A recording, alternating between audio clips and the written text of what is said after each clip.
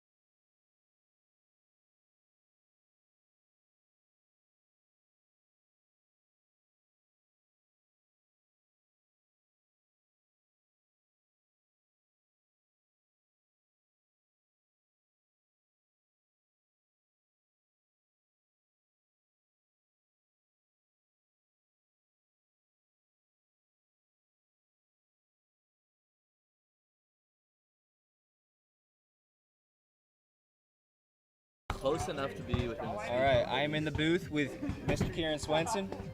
Hello. Good to be here with you, Sam. We've got a really great matchup tonight.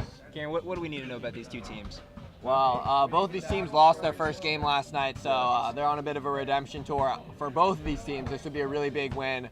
The Slashers, of course, came out really slow. A lot of talk about jet lag after that first game, coming back from their bonding trip to Toronto, so maybe they can come out here and silence some of those concerns. And of course the Downpour with an 18-point loss to the classic favorites, the Classics. So both teams with something to prove. Both teams have to show a little bit different than what they showed last night. Absolutely, and looks like we're about to get underway here as soon as Bridget Costello transfers ownership of the Backyard Classic Instagram account to Jalen Rosario. Yeah, I think especially from the downpour, we got to look out for Mikey, of course, going up against a really tough matchup, and Cody Taylor, a really strong defender, physical defender, struggled to get to his spots and get the shots he wanted. Can he be a little bit more efficient tonight? That'd be huge for the downpour out of their first round pick. Efficiency going into day 2 is definitely one of the biggest storylines, considering just about every player yesterday shot, 30% was a good percentage for most people, which in Classics past is not a good percentage. So we'll see if that figures out when people have some more time to get used to playing with each other. Hopefully those first stage hitters be a little bit of a yesterday concern, and we can see some fresh faces out here. The music. Bridger likes the music. That loud? That's really loud. Yeah.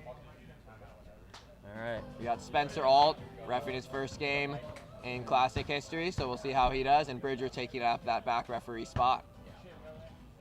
Questionable reffing from that man yesterday. Wait, so we playing Sam next? Yeah. We have plenty of time between games, honestly. And we're all sitting here, so. Yeah. It's even. Yeah. And the ball is up, and the tip is won by the Slashers. Ayush collects. Start tonight. That's Dishes it out to Billy Easton. Charlie inside to Billy, throws it out of bounds. Charles Easton.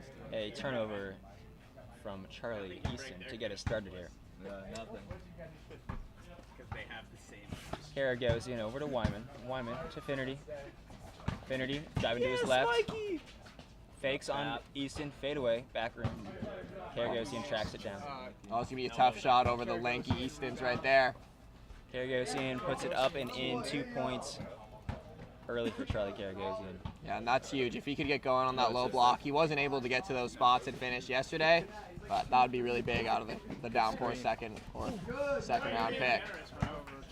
Karagosian clears. Charlie, steal Charlie.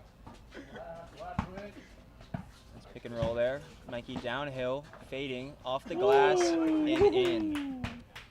2 points there for Mikey Finnerty, and the downpour out to an early 4-0 lead. Right, you're good. Slasher's still looking slow. Interesting starting lineup here for the Slashers with second round pick Good board. Gabe Franco starting out on the bench. He injured himself during their game yesterday against the Rooks. We'll see what that does to his minutes and performance today. Yeah, and you gotta hope that's a tactical choice and not caused solely by the injury.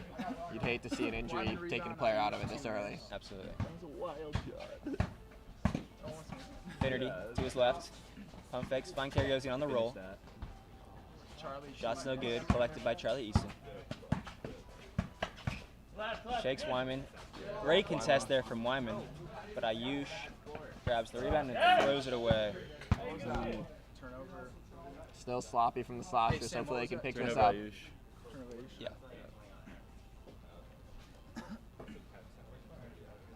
Slashers had a very slow start last night, letting the Rooks get out to like 22-6, something like that. Yeah. Opening lead that they just couldn't come back from, even though they mounted a great comeback.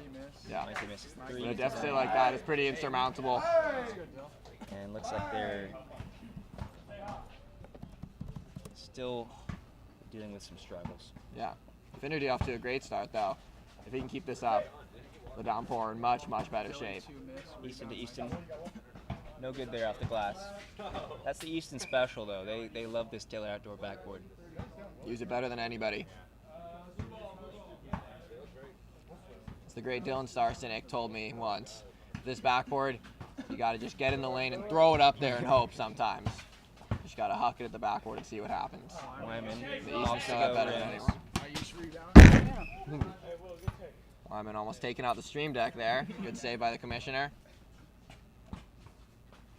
Slow by. Some frustrations from the Classics with another turnover. Turnover? Yeah.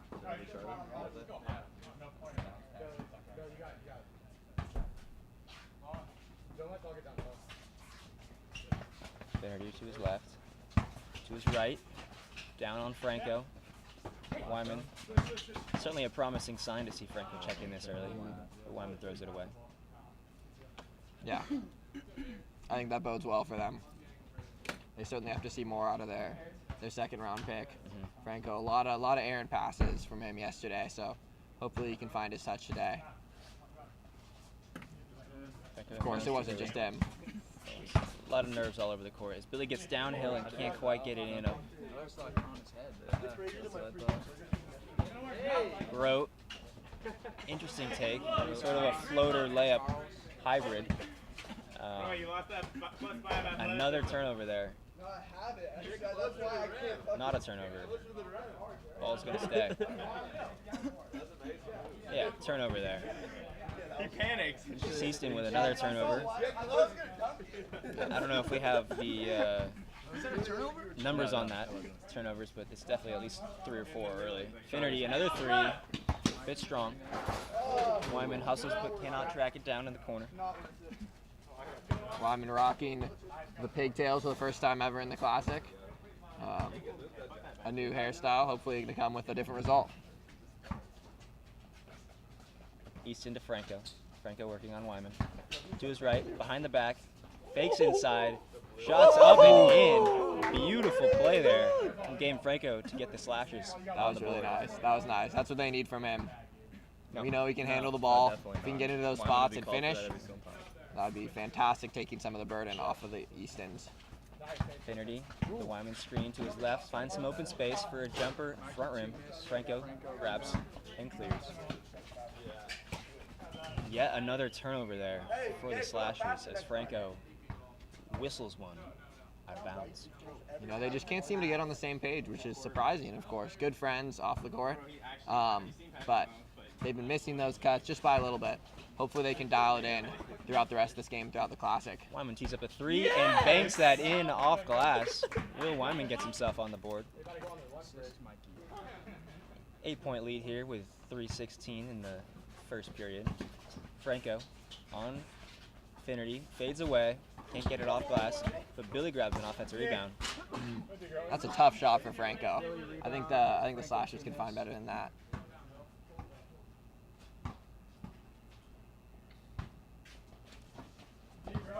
Easton deflected by Grote, playing staunch defense. Finnerty picks that away. Wyman, another 3, cannot bank that one in, but a worthy shot. Yeah, and he's been working on that. He's really been trying to expand his game. You know, he came into the Classic as really more of a post presence, trying to get that baby hook, but in recent years he's really been trying to expand that game, especially coming back and actually be able to shoot, as opposed to last year with that finger injury. Definitely is one of the premier stretch bigs in the Backyard Classics. Absolutely. As Wyman turns that over. Right on cue. Easton from the elbow, no good. Other Easton grabs it and cannot finish the putback layup. You know, and they're getting good shots, so You cannot complain. I really think it will come for them, but got to be frustrated when you're not seeing those shots fall. Downpour, up and in. That is a crazy layup from Mikey Finnerty. Wow. Has a knack for finishing those shots. I mean, that's why they gave him the off-man finisher badge, isn't it? It certainly is.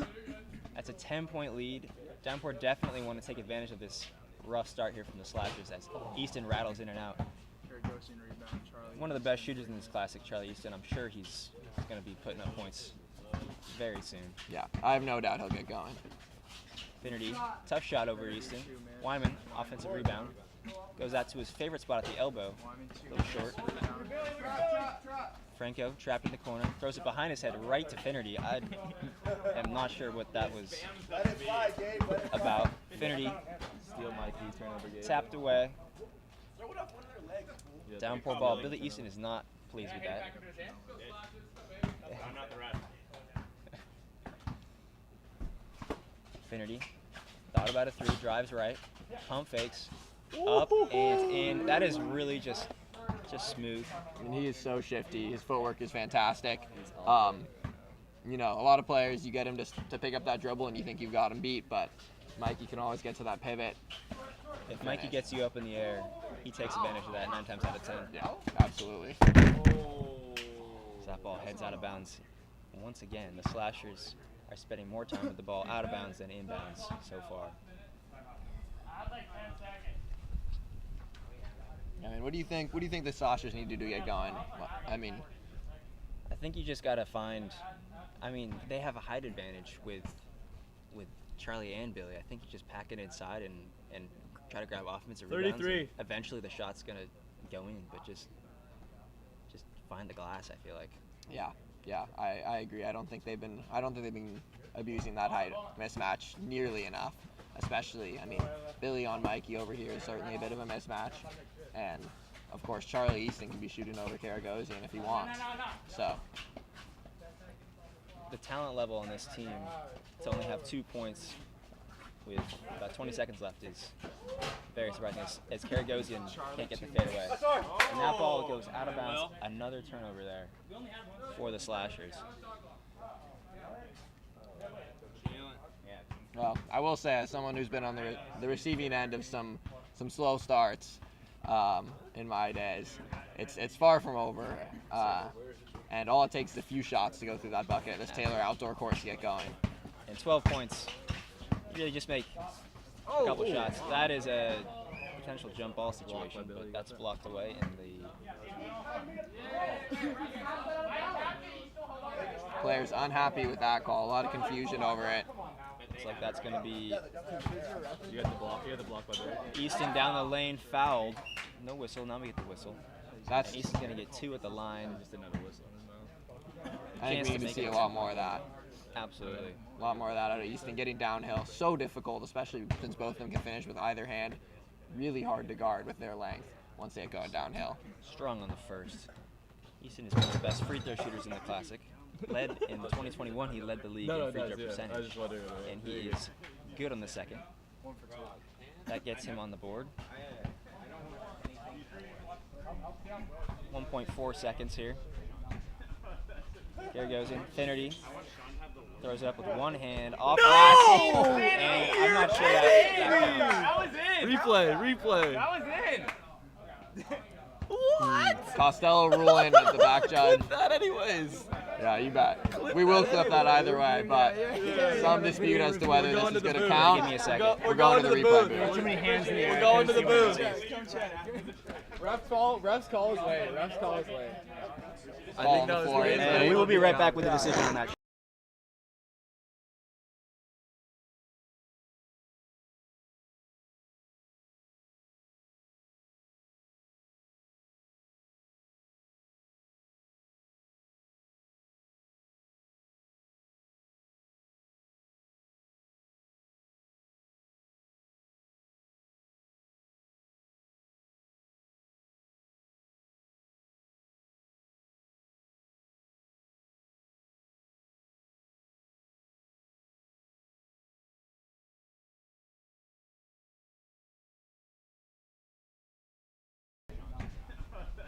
Here goes Infinity. Throws it up with one hand. Off glass. And I'm not 1.4 seconds here. Here goes Infinity. Throws it up with one hand. Off glass. And I'm not 1.4 seconds here. Here goes Infinity. Throws it up with one hand. Off glass. And I'm not 1.4 seconds here.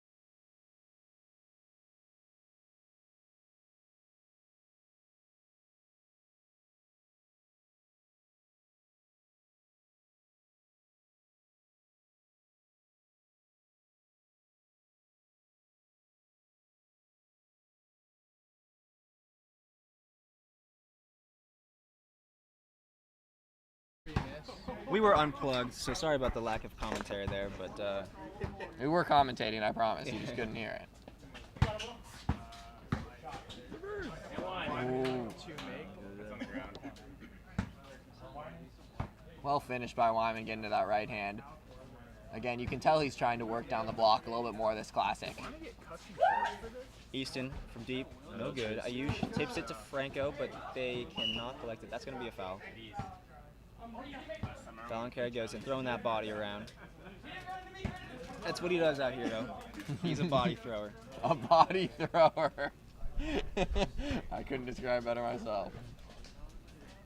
Inside, Malik on the block. Doesn't like his matchup against Karagosian. Easton thought about the fadeaway, but the sun is in his eyes over there, and that's tough. Yeah. These early games, the sun is certainly a factor. It's almost impossible to shoot from that left wing, left baseline. And the Eastons do take those shots as much as anyone in the Classic, rivaling maybe only Jalen Rosario and their love for those corners. Billy gets the first to go, and that's a 12-point deficit now for the Slashers. You guys are doing the clock pretty well, right? Because I think we're struggling over there with Ben Easton. We're at, I let it run a little bit. We're probably like 7:02. Good guess from me. No ability to confirm, but Easton who's gonna up, call it commission and now? great board there from Grote. Skies up, grabs it. Yeah, you can certainly see the athleticism with Grote, but Finnerty, I cannot believe my eyes. That was really disgusting, ladies and gentlemen. This is a masterclass for Mikey Finnerty of patience and skill. He's got 11. yeah, certainly shows you what a good defender Cody Taylor was to not keep Mikey from getting into those spots basically all night. Absolutely. Great defense there from Finnerty.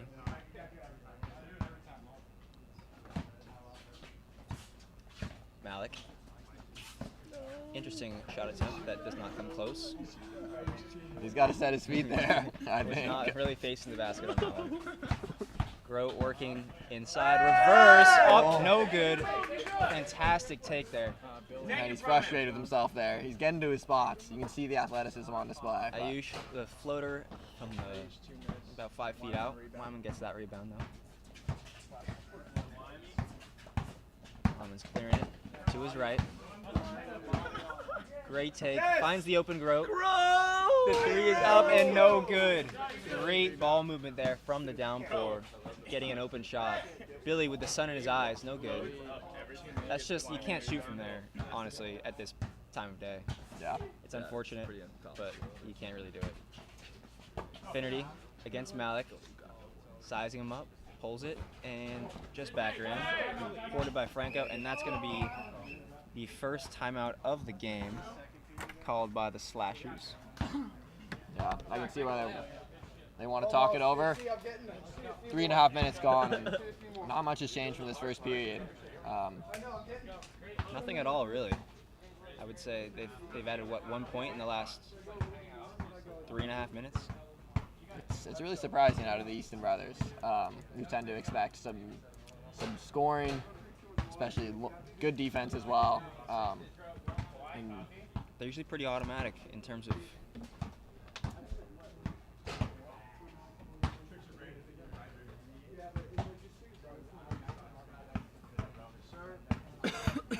well, at least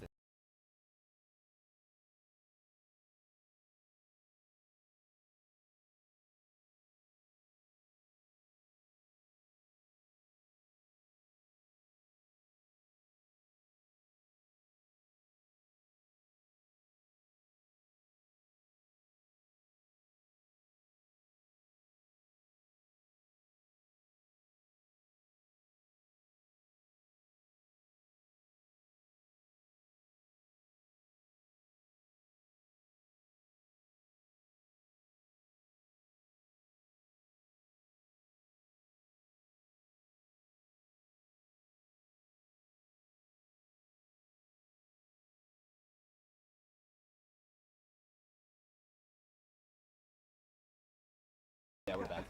All right, we are back. Slashers ball, says Bridger.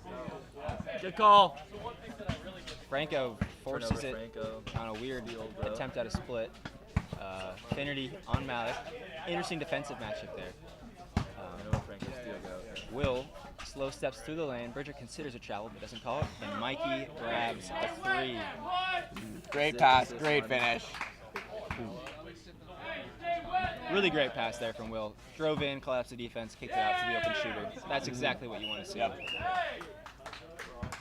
I think the slasher's got to know what's coming there when he goes to that pump fake. He loves that pump fake and drive right. I believe Mikey has matched his yesterday's total already, by the way. With Points. He's already scored as many as he scored yesterday. All of yesterday. Mikey with a great pass out to Wyman for 3, just strong.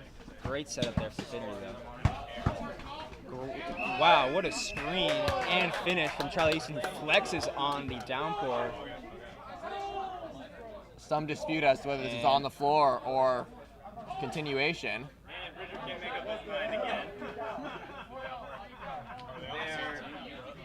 And one, he's at the line. That was a brutal play. In the end, they do decide to award him continuation. He'll be going to the line. Franco absolutely eliminated Will Wyman on that screen.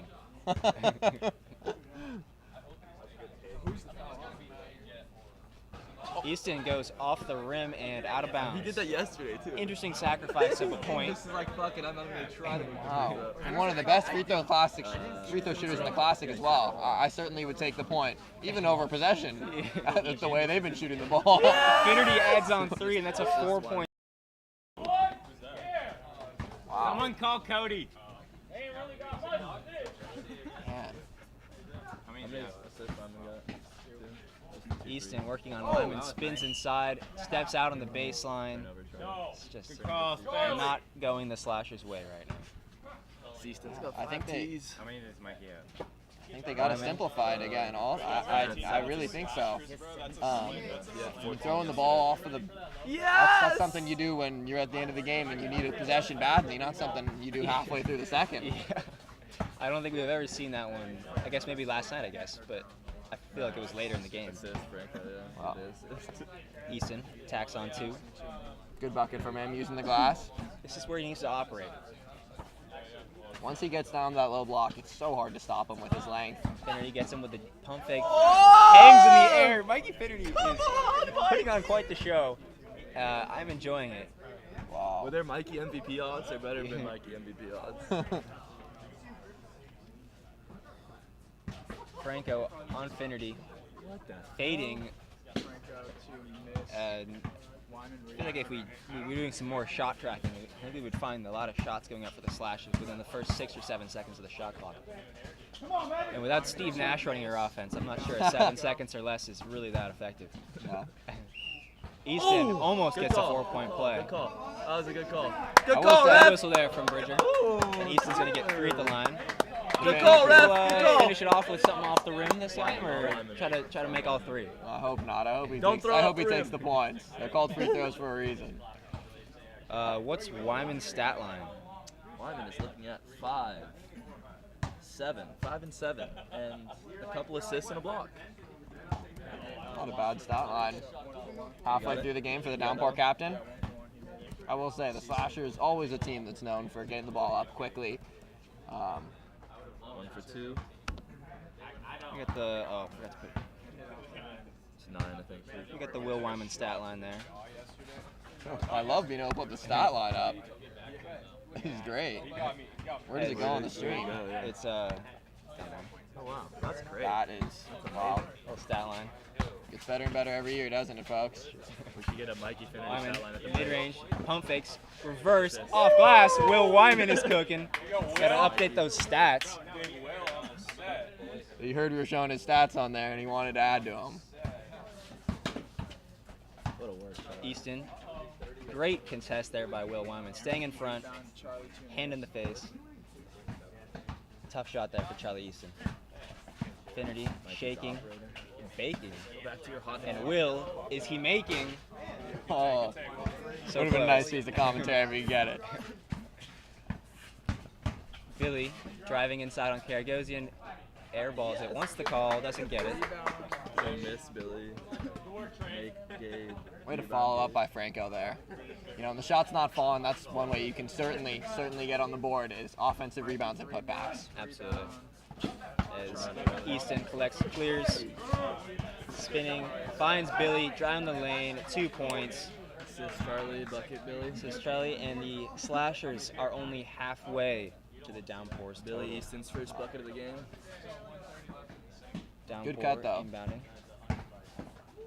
Swatted away, Charlie Easton. And it tapped out of bounds. Charlie Easton is fighting back. Should not have reset the shot clock there. It's at 8. Caragosian, Finnerty. Finnerty to his left. Switches with Billy. Billy reaches in.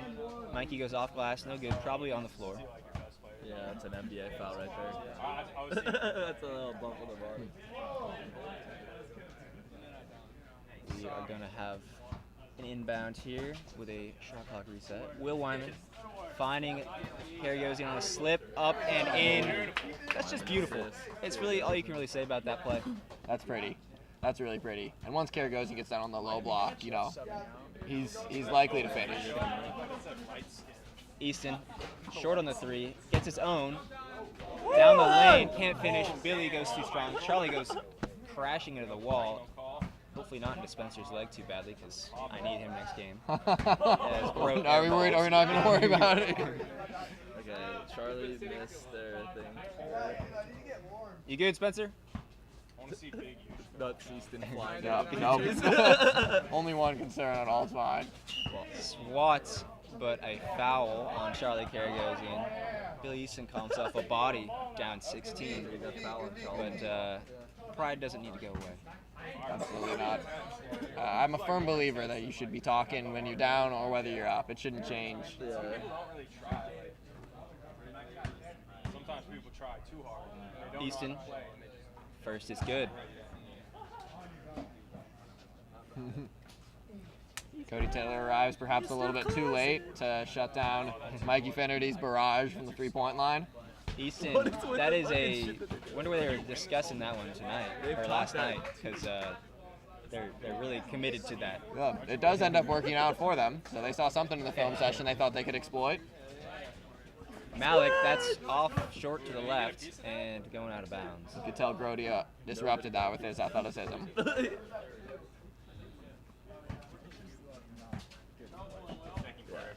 Wyman wrote down the lane, probably a foul, blocked away. Blocked Billy. Ref didn't see anything. Malik inside, strong finish there. Ayush cutting the lead to 13 with 12 seconds left. He got 8 last game? Doing those Olajuwon goggles justice. Yeah. Wyman What's the thinking chatter about it. over here, bro? He's got 10 on the clock. Respect on that 8. That 8's big. Checks the clock. He's looking at it. Step back. Passing back and forth. Step back. He's going to his patented step back as he get the big. He gets it to go! Will Wyman at the buzzer. A grimace from Wyman. He knows that wasn't exactly what he was looking for, That was a but it 2. counts all the same. That was a 2. Yeah. Going to count as a 2-pointer. Reminiscent of Wyman's game winner against the Gremlins. Who could forget that one? Who could forget that one? That's his Not go-to. me, that's for sure. Needing a shot. You want to punch into Mikey Finnerty's stat line into the... Yep. All right, we'll be right back with the third period, folks.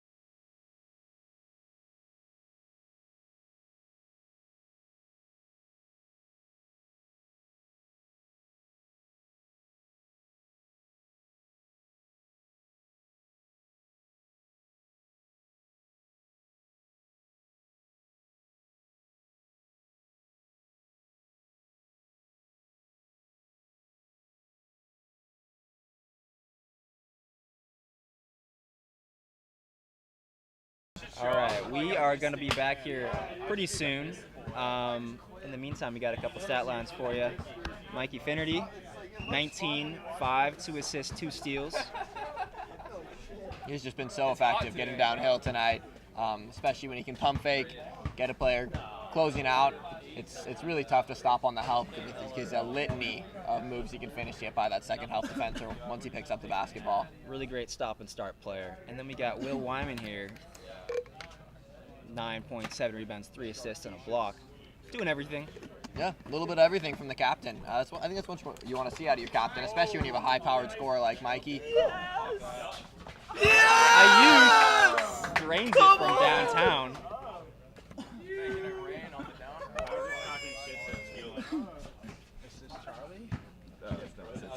Throw downhill, strong. Block Ayush. Block Ayush. Good defense from Ayush there.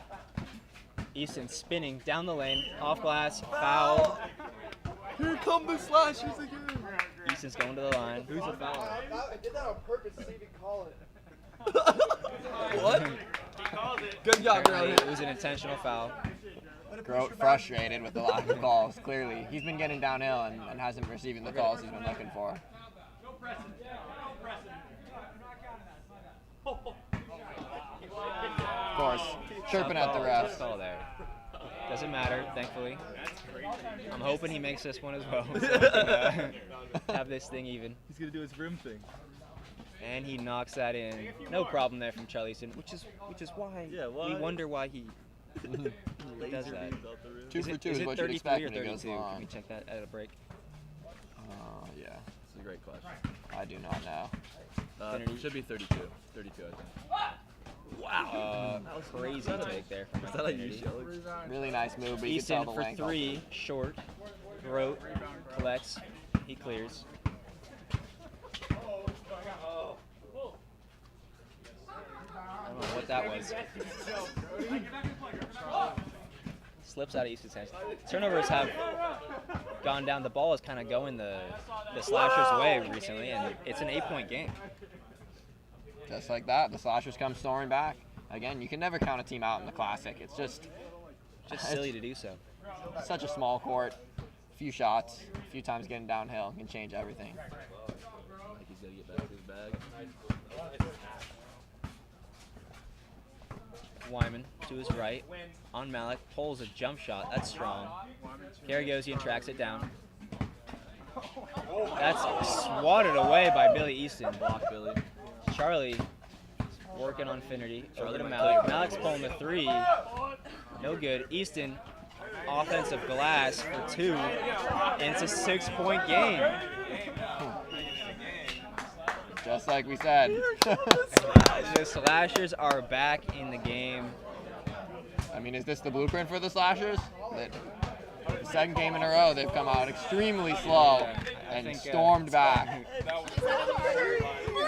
I wanted that second one to go. Richard, is that one of the new shirts? What do you think the Slashers are doing different that's really fueling this run? Anything you've seen? They're not turning the ball over, and they're getting inside and to the basket, I think Yeah. is what's helping. Definitely getting the lack of Reasonable amount of turnovers. time. I'm recording a stat. In this third quarter, you have to maximize every possession. You only get so many. No They rebound? didn't And give me they're my certainly steal making in the last most of possessions. possession. They didn't give me my boards. It's crazy. 6:08. They did. 6 or 7? Wait, on the clock? Yeah.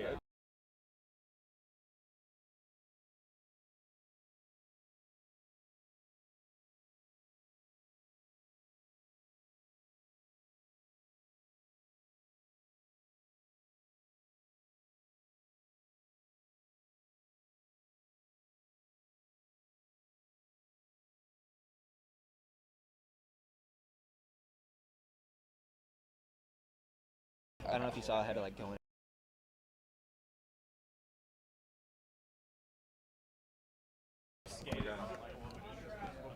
Wyman battling inside. He's really trying to establish low post position, and he does indeed get fouled there. Taya, very Taya. Do you think he sees a matchup here he can exploit? Absolutely.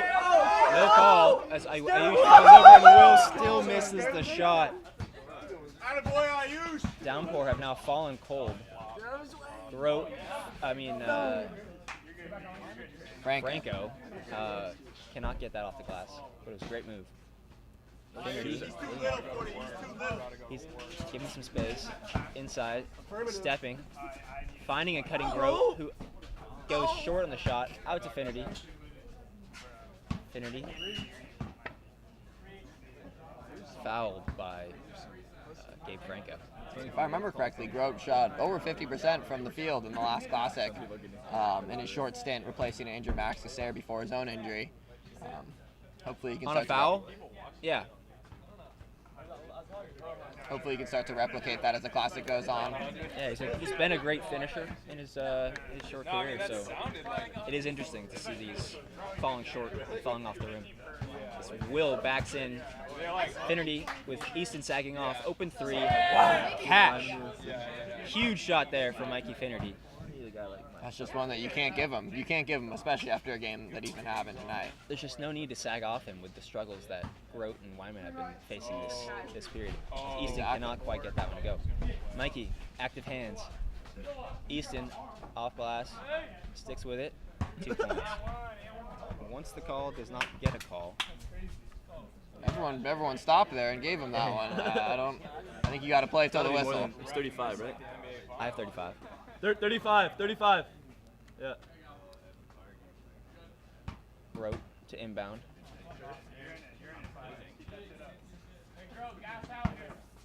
Finnerty on the right wing. He's holding his crotch Giving very some hard. space. Downhill on Easton. Whoa! Rips it into Wyman. Goes out of bounds. Ayush claimed he didn't touch it, but I thought I saw him get a hand across I think there. his hand was in there. Wyman backing in. Touch him in the face, Squid. Oh, scoops, no good. Wanted a foul, does not get a foul. Not a ton of whistles coming from Spencer Alt in the baseline. He's been letting him play, which He calls the bump on moving to driving the lane, but he won't call that. I really think Wyman should get to the post hook there. The little baby hook. That's been one of his favorites in past Classics. I agree. As he makes a great block.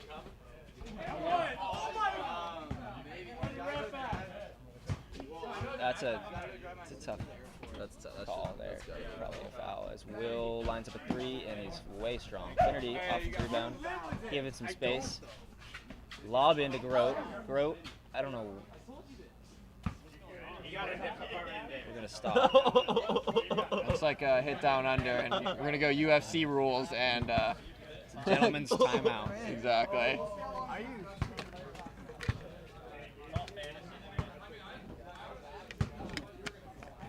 How many fouls do we have this game? Jake, how many fouls have been called this game? Not that many.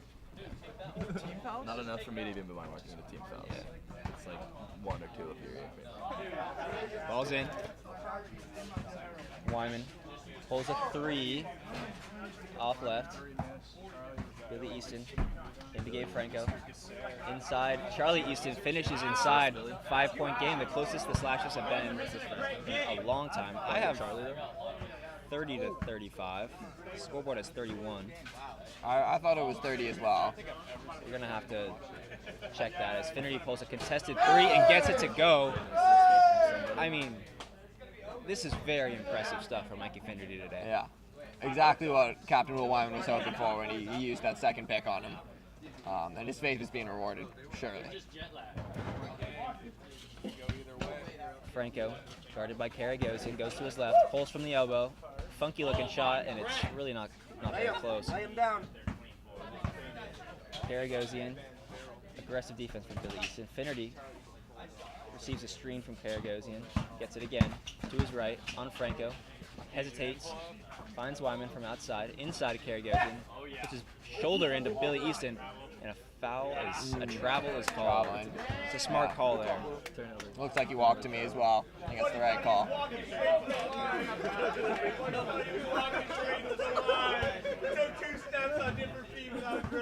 Billy Easton working on Finnerty, gets downhill to his right. Great pass inside of Franco for the finish. 6-point game. Yeah, this is certainly, I think, what the Slashers hoped when they drafted Franco. Cutting as well as good ball movement from all three players. Great connector piece. Finnerty drives to his left, off glass, slightly strong. Good contest there from the Easton brothers. Do something, Gabe. Franco working against Wyman. Hesitates. That's a travel, but also 2 points because it was not called.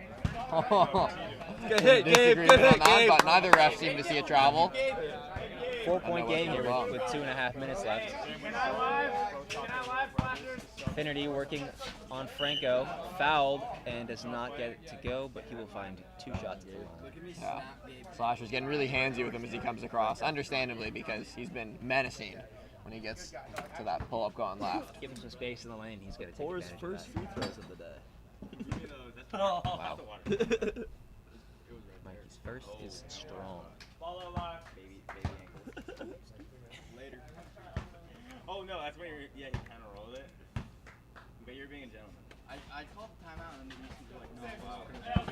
The light show jerseys look like those old school like. Pop that, Gabe. You're gonna step on his ankle next. Seen the mallets of the Palace documentary, bro? Out of bounds, and that'll be downpour ball. Yeah, it was like a riot, bro. Ron Artest. Franco tries to reach in early, and that's not allowed. It's going to be returned to Karagosian for the inbound here. You can tell that Hank Schaff has entered the building from the persistent stream of heckling that is now Finnerty again from downtown. 3 more. You just can't give him that shot. I just don't. You just can't be giving him that You shot. have to be pressing him at all times. As Easton takes a tough shot, does not get it to bank in. Franco keeps it alive. Finds Charlie Easton straightaway 3, off left, tracks down his own but can't get it. Wyman makes a weird sound and move. That noise come from Will? Finnerty. Yeah! Another 3. Mikey's just off the front of the rim. Charlie gets downhill. Strong take. Wants the foul. I don't think there was a foul there. He's just frustrated at himself, I think. Yeah, I think so as well. He knows he can finish that. Easton, another 3. Rattles it in. What a bounce there. 4-point game. That's a really, really big shot. That's a really big shot. That's going to keep him in this game. Yeah. Another scoreless possession would make it really tough to come back. That's going to be a timeout. Mercs plus 285, light show minus 350. Downpour. Both teams. That's crazy. Downpour are down to 1 timeout. The Slashers have 2. More than enough. I mean, Downpour have some decisions to make coming back with the timeout. What kind of play are they running, do you think? Who do you think they're trying to get the ball? I think Mikey Finnerty might be getting the ball here. That would be my hunch as well, but we'll see. And then on the flip side, how do the Slashers prevent them from getting the ball in the hot hand? You think you double, deny the ball? I think you're denying, you're face guarding Mikey, and you're probably switching, making sure he doesn't have an open look, and then just stand your feet. Don't jump. Don't let him get inside on his pump fakes. Certainly the Slashers have the length to contest any shot, all 3 of them, that Finnerty's taking. Mikey game high 26 right now. The Downpour definitely want to use most of the clock if possible, but the full-point lead. Just need 1 more bucket really to have a comfortable cushion. You know, if I'm the Slashers, I might start thinking about fouling right here. 1-1 in the Classic. As Wyman gets it taken away by Charlie Easton, it's a huge steal. Over to Billy, up and in. The 2-point shot goes, and the Slashers are within 2 with 41 seconds left in the game. Mikey, a screen from Karagosian. Gonna take his time still. Got some space.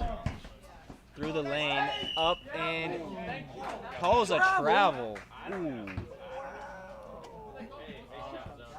Alt gets it for This traveling. might be Spencer Alt's last game on the list. It's an interesting call there, but the Slashers have a ball. Chance to take the lead with this shot. Easton, way strong. Karagozian takes it in. Charlie needs to pass the ball. Yeah. They're not in bonus yet, so One more. they need one more. There's 14 seconds left. Charlie taking shit. Letting Karagozian in on the ball here. One more. Both Lyman and Finity, historically good free throw shooters. Finnerty fouled, and there's going to be about 13 seconds on the clock for Mikey to take a 1-on-1 free throw. Big free throw. It's huge. 13 seconds. First is strong, and a timeout is called for the Slashers. Well, watching the first quarter, you wouldn't expect that the Slashers would be coming in to this last possession with a chance to win the game. So you've got to think that this is a big victory for them. They've done it before. Absolutely, they're just chipping away. I've seen Charlie Easton in this situation. Charlie Easton has hit some big shots in the past. And we'll be right back when this game is live.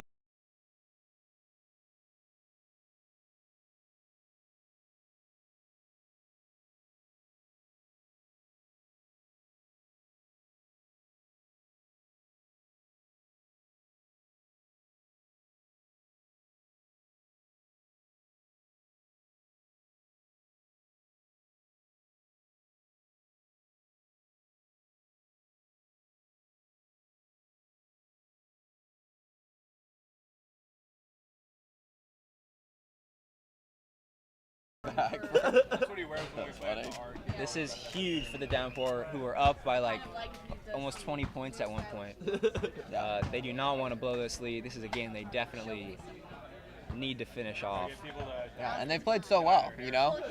To come out without a win would be really demoralizing. Gut-wrenching. I used to inbound. Finds Charlie Easton. Into Billy Easton. Down the lane. A foul by Mikey Finnerty, but the ball almost goes in. It does not. It's going to be 2 free throws. Needing to make 2 to tie. That This is where legends are made right now at the free throw line. 7 seconds. 2-point game. Billy Easton, the first. It's pure. 1 more to tie. Billy Easton. Off the rim for the win. How bold does he feel? It's good. Billy Easton, so clutch. All right, Mikey. do the downpour use their timeout. It doesn't look like they're going to. Doesn't seem like they're even thinking about it. As Finnerty releases, gets the ball. Kicked away, Billy Easton pulls a 3 for the win. It's good! It's good! It's good! Billy Easton! Oh no! What a shot! I can't believe my eyes. I truly can't. How's he gone and done We're on the that? clock. We're gonna do a time check and be right back.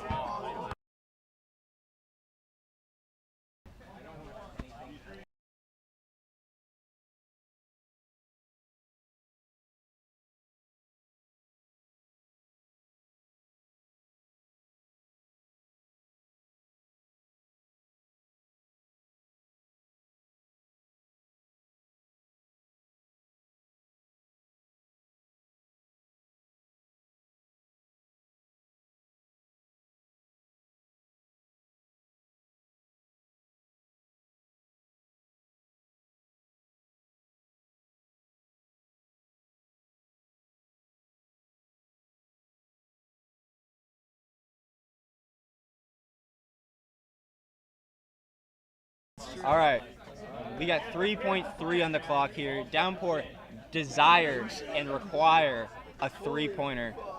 More than enough time. More than enough time. Get Mikey open. Downpour used their timeout. It's always tough when you have to find a 3 on the small court. There's not a lot of space. So maybe a screen, maybe a dribble handoff, something It's to going to get be contested and tough. yeah. Especially with the Eastons on it.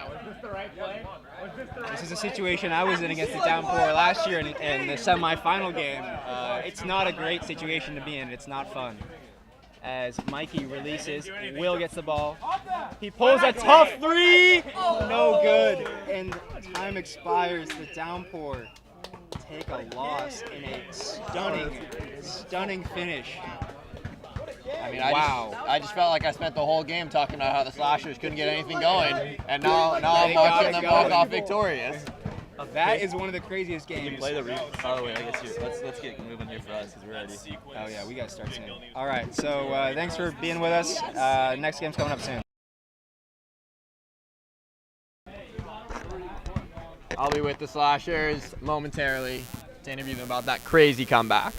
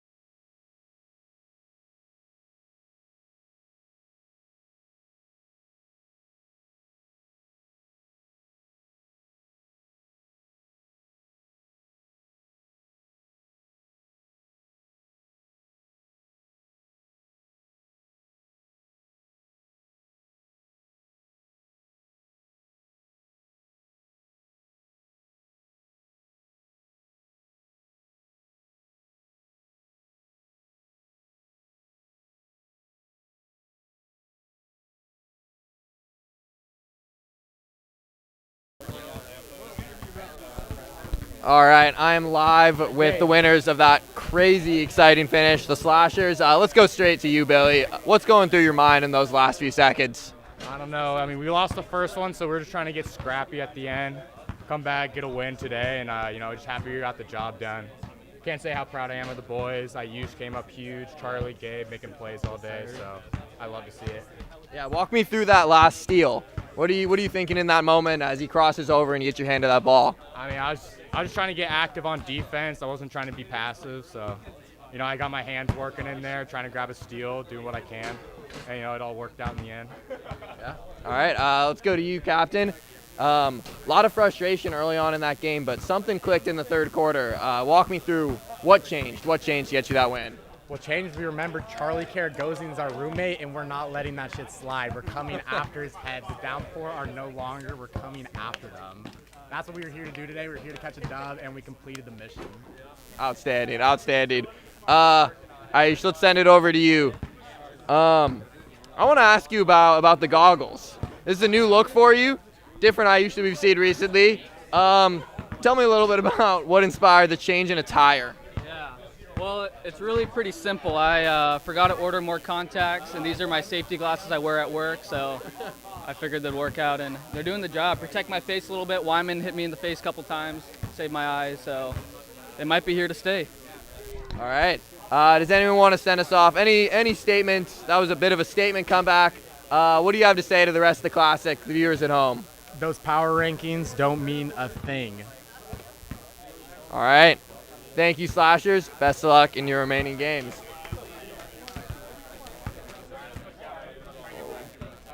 All right. We'll be back with the Mercenaries versus the Light Show shortly. Don't go anywhere.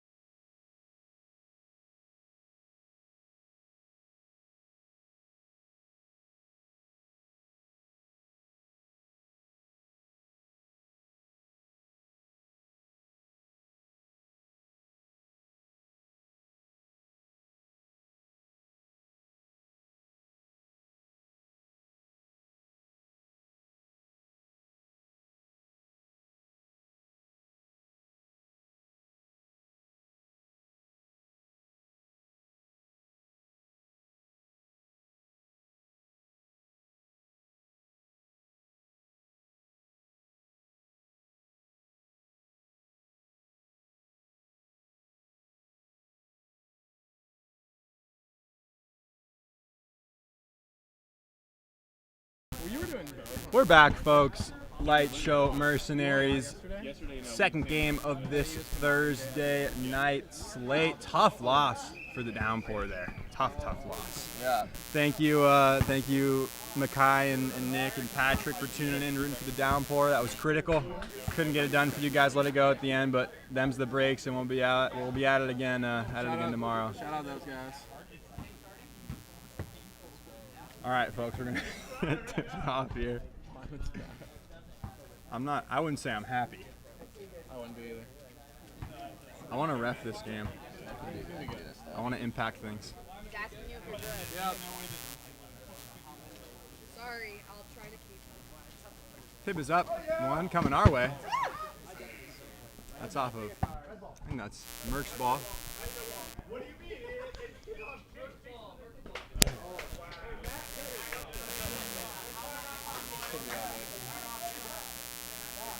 You want something? You want to play Flappy Bird on my phone? Taylor around the Gasser screen. Gasser slips it. Spencer up top. Are you just clipping things? Is that your role now? Well, I'm also running color. Oh, that's excellent. I mean, that's what I meant. Knockdown 3 for Spencer Alt. Getting things going here. They had a tough time shooting last night. Taylor, no look feeding to Kishaba. Up and under finish. That is excellent offense from the Mercenaries. That's what they have to do. They're a win by committee kind of team. That's the chemistry you'd expect out of two good friends and classic committee members. Friendship is pretty important out here, as Alt gets it from Mundy. And Spencer unable to corral that one. Just as we were talking about chemistry, closer than friends, they are brothers, Spencer and Sam, and couldn't quite connect on that handoff. Kishaba around the screen, downhill, trying to get a feed out to one of his teammates. Taylor now comes to collect. Taylor pulls a triple up and good off glass. Jake Taylor, as Bradley lets out a guttural yell. He'll be happy to see that one go through the hoop. Tough shooting day, as many of the classic players have. Alt working downhill, double team hacked, and those whistles work, folks. If you watched the last game, you weren't sure if they did, but that's confirmation. On the ground, yeah. Who's it on? We might need to have a camp for the officials on what continuation actually means. There's 2 people there. Seemed to be a little bit in dispute last game. I think that Sam was in that motion there, but Sam gets around Kishaba, downhill push on the way through, up and good. It's a physical brand of basketball this evening. Kishaba's got Spencer on him.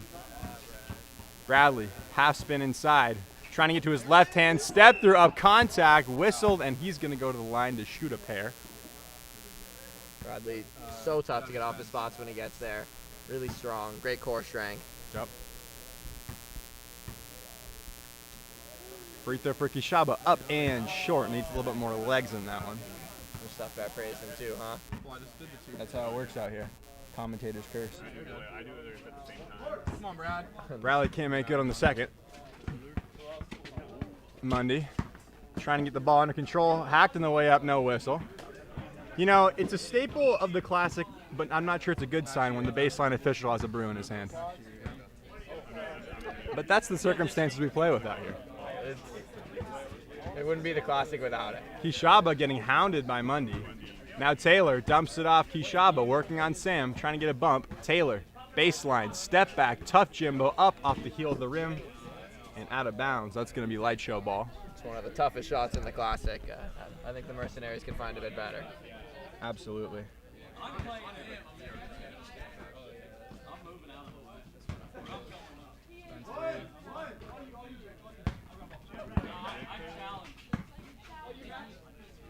Taylor. A little bit too hot to handle, but Taylor corrals it. Kishaba gets into his mid-range, tries to get it in off glass, no good. Alt. Yeah, it's been really bad. Sam falling away, tough Jimbo, up and good. Great shot there from Sam Alt. His little turnaround game is so effective. Vastly improved shooter over the years. I think I forgot to do the light show bucket. Taylor steps back mid-range, no good. Mundy gets the board.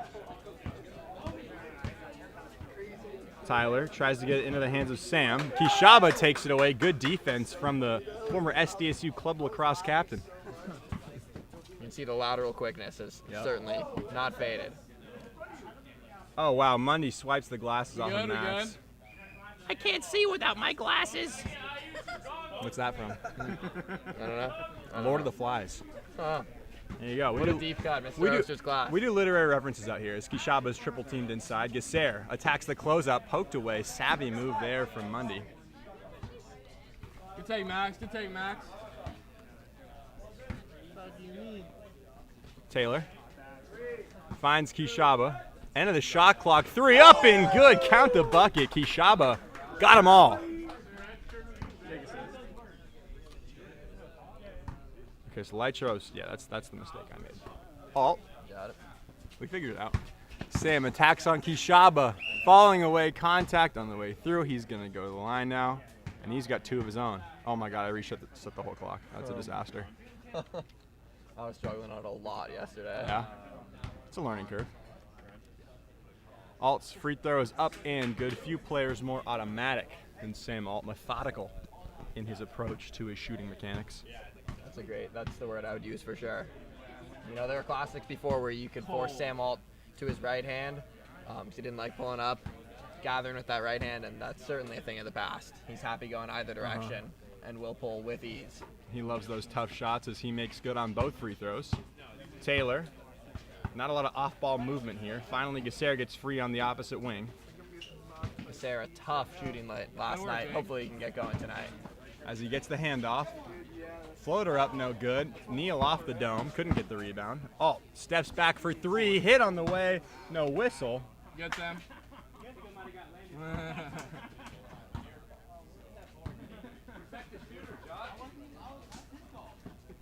Mercenaries.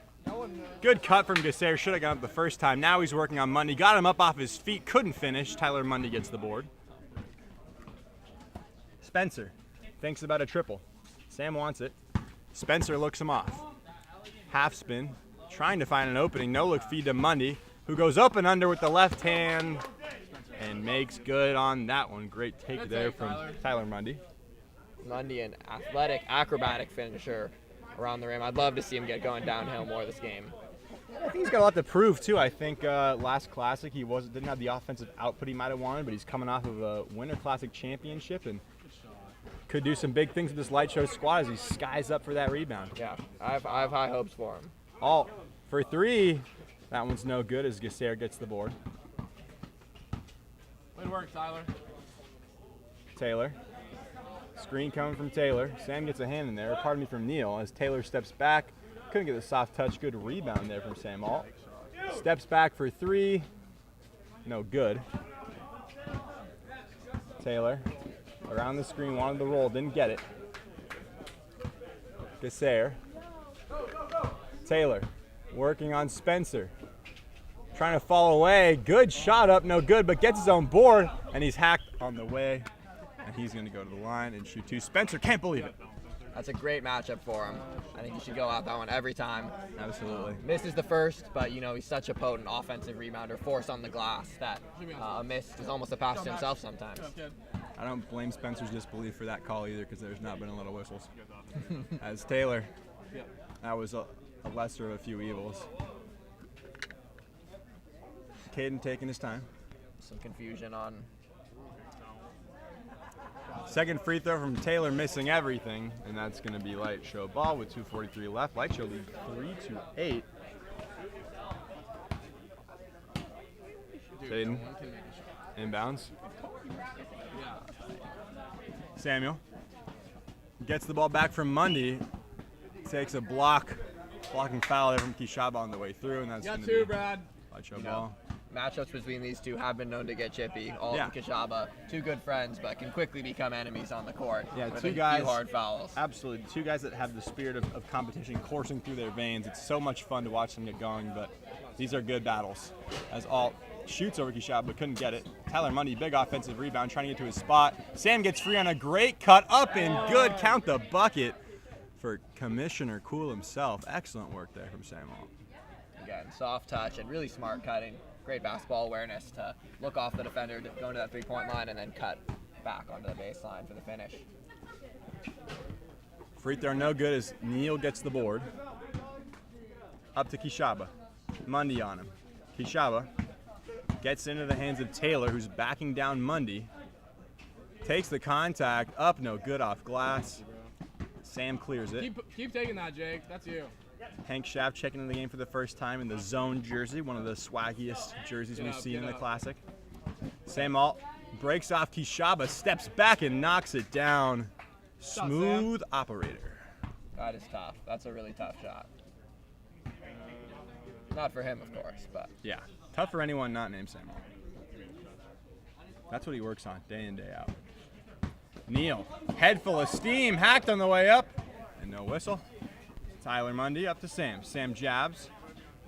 Taylor plants him on his defense. Sam, though, does not care who's in front of him. It could be LeBron, and he'd still jack the three, and he knocks that one down. I think non-basketball players might not understand how difficult that is to jab and then get your feet back under you to gather for the shot. A lot tougher than it looks, folks. Good screen from Neal as Kishaba. Hook shot, runner in the lane, up, no good. Sam gets the board. Hank and Caden getting a little chippy down there as Sam couldn't convert. Hank trying to reach a little bit as Gasser pulls a straightaway triple up, no good. Schaff, good rebound. Clears up Spencer. Spencer, no hesitation from three, no good. Hank fights on the glass, gets a big rebound over Kishaba and knocks in that little fader. Schaff's on getting activated. The Mercenaries don't have a lot of answers. Making good on a lot of the shit he's been talking pre-Classic. He's got a lot to prove, certainly, but you know he'll never shy away from a challenge. Yep. Nice shot, Brad. As Bradley gets in the lane for a floater. Hank Schaff, a Shakespearean trash talker. He is nuanced in his roasts and jabs he gives to people. It's just awesome. My favorite one, it was from an old Classic as Sam steps back for three. That's going to be out of bounds. He said, if you had $1 for every point you scored, you could maybe buy a Big Mac. That's devastating. Peak. Cut right to the heart. That's peak. I'm glad it wasn't about me. I'm not sure who it was directed at, but it was excellent. Gasser for three. Back iron is Spencer. No whistle on the loose ball foul. Spencer, another three right away, no good. Sam gets the board, clears. 18 on the clock here. Reads the official shot clock. Good D, Max.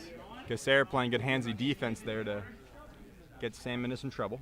He just fumbles it right out of bounds, unfortunately. The stream's bit rate is lower than recommended. Kishaba, Spencer Alt sends him packing.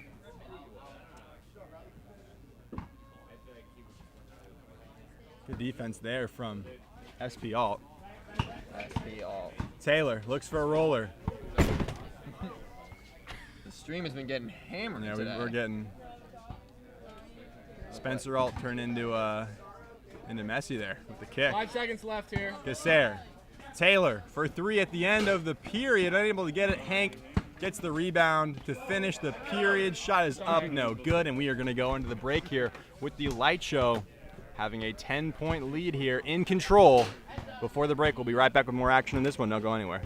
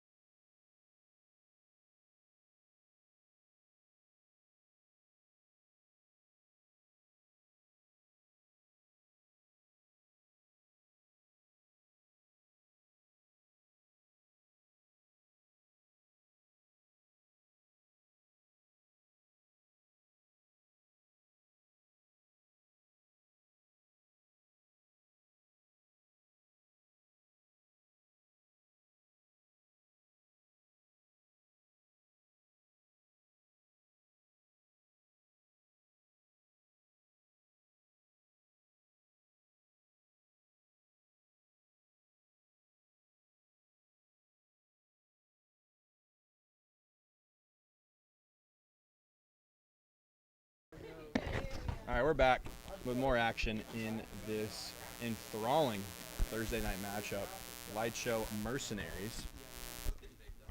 What are you looking for this second period, Wyman? I need the Mercenaries to get a little more aggressive on the offensive end. Players need to step up and take more shots as Tyler Mundy takes a 3 and knocks it down.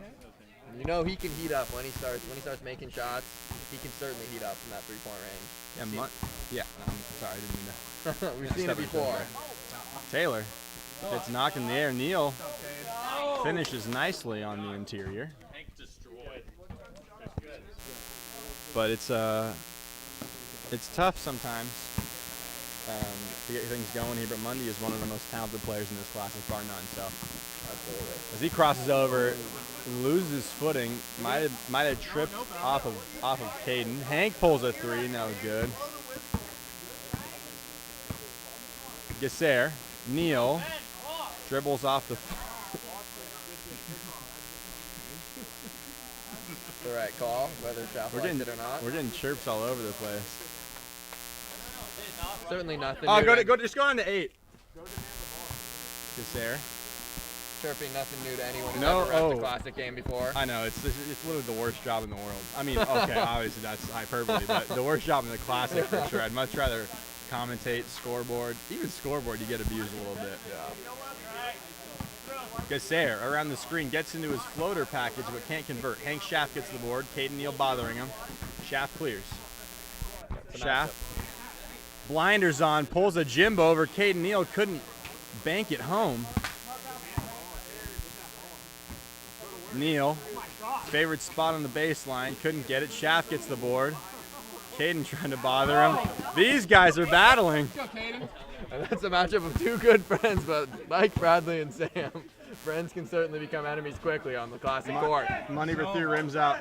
Mundy talking trash on the offensive rebound. Half spin Mundy loses his handle. That's going to fall out of bounds. And Schaff letting them know. Whoever them is, I'm not exactly sure, but it changes by the minute. It's anybody. Hank's got a future as a motivational speaker. He loves talking to the public as the Mercenaries get that ball. Hank is 6 Gasser. Taylor, double team coming. Kishaba up, hit on the way through, no call. Come on, Brad. Bradley playing good handsy defense on Mundy. Mundy up, no good. Whistles are props at this point. I'm not sure what's quite going on as Taylor gets all off his feet. Taylor in the lane, maybe hit. Kishaba ball is ripped free. Schaff thinking about it.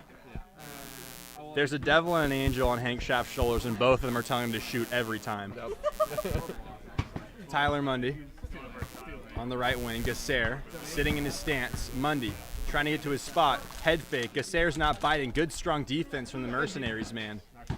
Taylor downhill. This time he's hacked, and those whistles, folks, they do work. As he is going to go to the line to shoot 2. I think we need to see a few more of those calls, or this game might get a little too chippy. Weird feedback on audio, buzzing sound. Hopefully that is fixed. Let's go, Jakey. Take your time, kid. We appreciate the viewers coming from all over the place. You know, it's mostly different boroughs of Davis, but you know, when you got guys like Kyle Cordana watching the Wild Horse Golf Course Clubhouse, that just warms your heart. That's really special. You know, former classic man. Shame not have him out here, but you know, the man is important. You know, you got to pay the bills. And you can only hope that there's some new classic viewers coming from having that stream up there. Absolutely. You know, you get off the links. You know, who are these guys playing high-level 3-3 basketball in the backyard? And then Kyle can tell them all about it. That they're missing everything from Gasser. Let us know in the chat if that feedback on the audio is fixed, because we're still troubleshooting over here. Tyler Mundy. Beautiful feed to Caden Neal on the bench. Let's go, Merks. Let's go, Merks. Come back time. Neal on base. Yep. He's just happy to get touches. Coming off the bench can be, I think, a frustrating game. You know, you're not getting the touches that you might want. That's your shot, Brad. You know, we got a lot of great role players in this classic, and Neal is one of the best. As Mundy head full of steam. Reason he came off the board first in that 3rd round. Giacomo educating Tyler Mundy on how that was not a foul. A teacher, truly. Kishaba doubled. That's an easy foul. There's no whistle. Kishaba up top, Gasser. Taylor on the baseline, can't convert. Gasser fighting for it. Oh, massive block. Spencer, you okay? What? Jeez Louise. Way to come across. He came out of nowhere. Kashava certainly could not have seen We're him gonna coming get from that weak side. Yeah, we're gonna get a timeout. Well, that was just a feat of athletics, strong basketball instincts. We're gonna get a timeout here quick, and we are gonna take the break with them. We'll be right back with more action.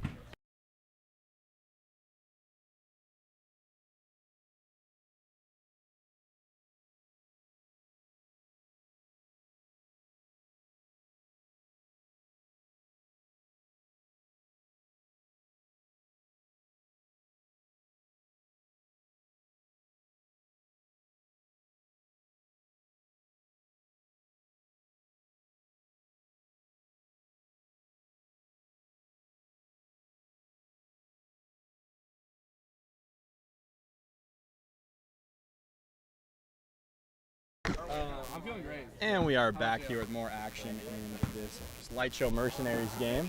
Tyler Mundy takes it away. Sam getting downhill. Sam floater leaves it on the front iron.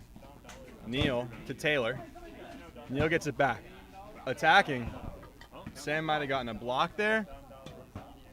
It's going to be Light Show ball somehow. Neal distraught with the call, talking to his good friend Giacomo Sorrentino about how that is not Mercenaries ball.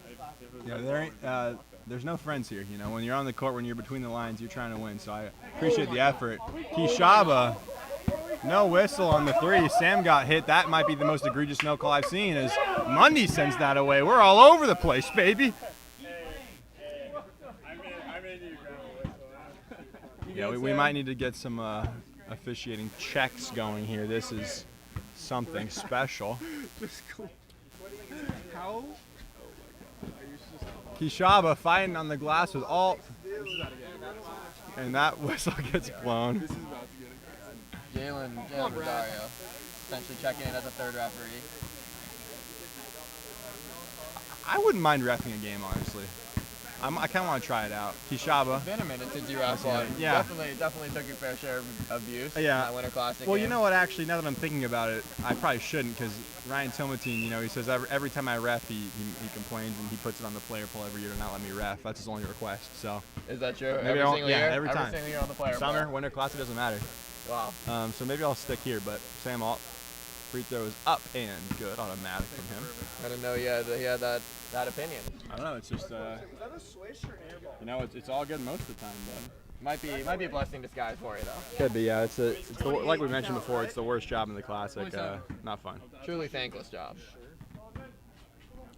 Neal looking for Gasser.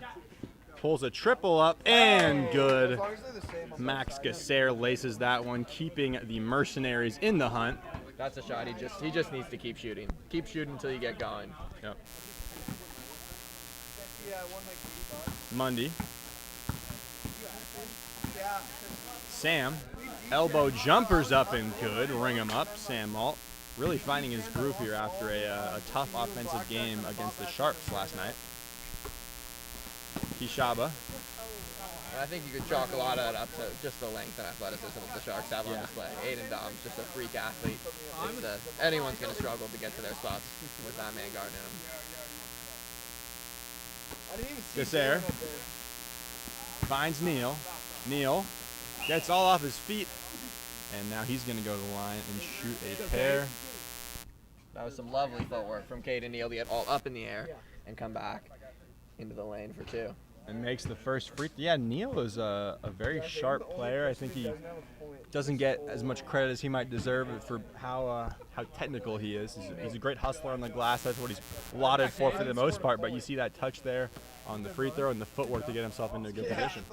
Yep. I'm serious. You're not playing bad. Alt. Mundy. Hands off Sam. Spencer cuts, and that's going to be light show ball. Yeah, it's always tough to find those cuts on this small classic court. The angles close so quickly. Mundy. Spencer naked from three. Can't convert. Ball nearly out of bounds. Tyler Mundy. Tough layup in the lane. Once Mundy starts talking, that's when the wheels fall off. He needs to get things figured out. A true streaky player. Yeah. Really confidence-based player, as so many are in the Classic. Once that internal monologue goes external, that's when things get shaky for him. Yeah, I can tell that one from experience. Gasser, midi, no good. That's going to be light show ball. Good box out there from Spencer Alt, one of the most experienced players in this Classic. How do you think he's adjusting to the Classic so far? He's been great. I think, the Alters a great sports family, athletic. As Mundy, no, none of that, Mundy. I don't even care what the curse words. I just don't want to hear him talk, because that means that he's getting inside his own dome. When he's playing silently, it's his best work. But what I was saying was, the Alts, quite an athletic family. We've all seen Commissioner Cool Sam Alt work, and Spencer is cut from the same cloth, genetically and mentally. I had a feeling you were say cut from the same cloth. I was waiting for it. It's one of my favorites. But accurate. From what he's got. And then Leon Edwards knocks out Kamara with a head kick. But yeah, Spencer he's also a great competitor. Schaff, what an athletic save. Mundy, up and good. That could have been maybe a little double dribble, maybe a travel. I'm not really sure. Hank Schaff is talking. Timeout with 58 on the clock, according to Ben Easton, and we are going to, thank you, sorry.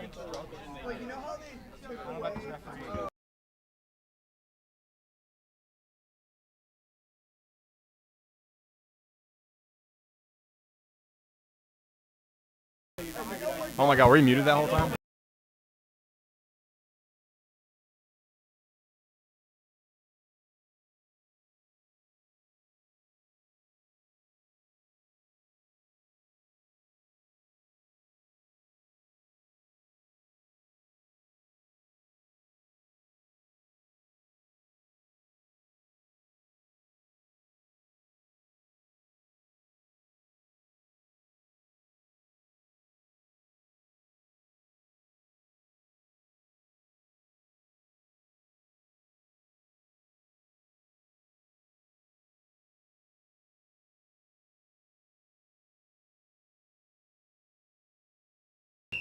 We are back here with more action in this second period.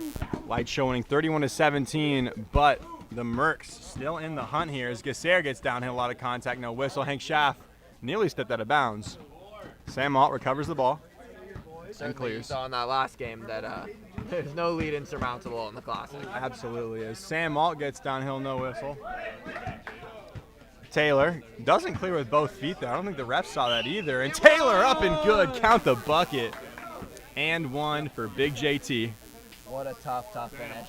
I'm sure he's used to fighting down low in water polo, which he played for Nottingham in England. There you go. This off season. Well, that's a bit. Taylor is one of the most physical players out here. Personally, one of my least favorite matchups. He is really strong, really long, and does well inside as Sam Alt. Nearly gets his pocket picked by Gasser. Sam finds his brother Spencer from three, no good. Great box out there from Kishaba.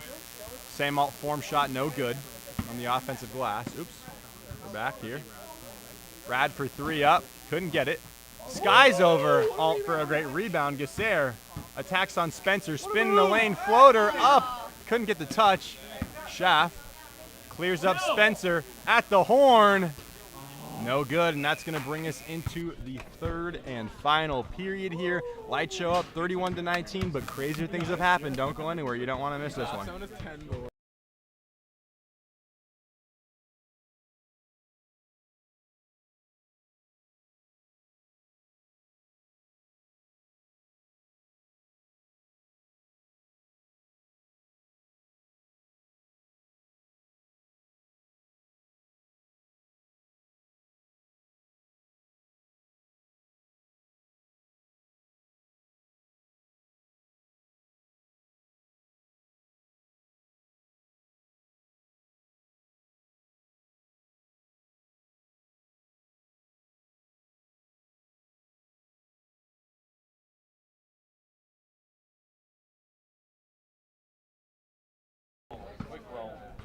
All right, we are back. Got a couple stats up there for you. Alt with 17 and Schaff off the bench with 9 boards. Again, Gasser's glasses hit from his face. Yeah, Sam already a 17 and 10 double-double there, and Schaff, you know, he's got those 9 rebounds as well, so both guys playing excellent so far. Taylor attacking on all handsy, and it's off of Taylor's foot. You go, Jacob. You know, Gasser might have to invest in some of those goggles that we saw Malik rocking earlier. That's what I'm saying. Like, I think he's the first player to wear just straight up glasses in the Classic, because I've always worn the contacts as well. Because you know it's a dangerous game playing with the shades on. Mundy, great finish up and good. And he'll be happy with that one after a couple of blown layups before. You know, and I think he normally rocks the contacts, Gasser. I think he does as well. And Ayush does too, but I like them both wearing the specs. It's a fun look, mixes it up a little bit, brings another level of swag to the backyard. Except when they're lying on the floor. Yeah, that's not great. Getting your glasses knocked off when you're hooping, I can speak from personal experience, it's no fun. As Gasser hauls in the board, Kishaba on the block, working on Mundy, lefty hook up and no good. Good defense there from Tyler. Tyler clears, half spin, gets free from Kishaba. Kind of a loose pass there to Spencer. But the light show stay with it. Sam Alt, a lot of runway going downhill, up and count the bucket. Sam Alt, excellent from the light show captain. Yeah. If you're going to give him that runway, there's really only one result unless you're going to put him on the ground. Yeah, and Kishawa, I respect the decision to not do so there. Yes. Taylor, no look feed picked off by Mundy. Tyler, room from 3. Plenty of time to set his feet, gets the triple up, just rims out, but Spencer, massive on the offensive glass, tries to get free into the hands of his brother. Sam, sidestep, difficult shot up off the side of the rim. Spencer, good rebound, gets it down low to Mundy. Mundy loses Taylor on the no-look feed. That was pretty. That's nasty, really nasty stuff out of Mundy. And that's what he can be at his best. Absolutely. Up 20. Spencer and Tyler with 4 assists each, pardon me. That's great ball movement from this light show squad. Taylor pulls the mid, he can't get it. Tyler Mundy. Mundy, little shake and bake move into the lane, floaters up, no good, too strong. What's the whistle for there?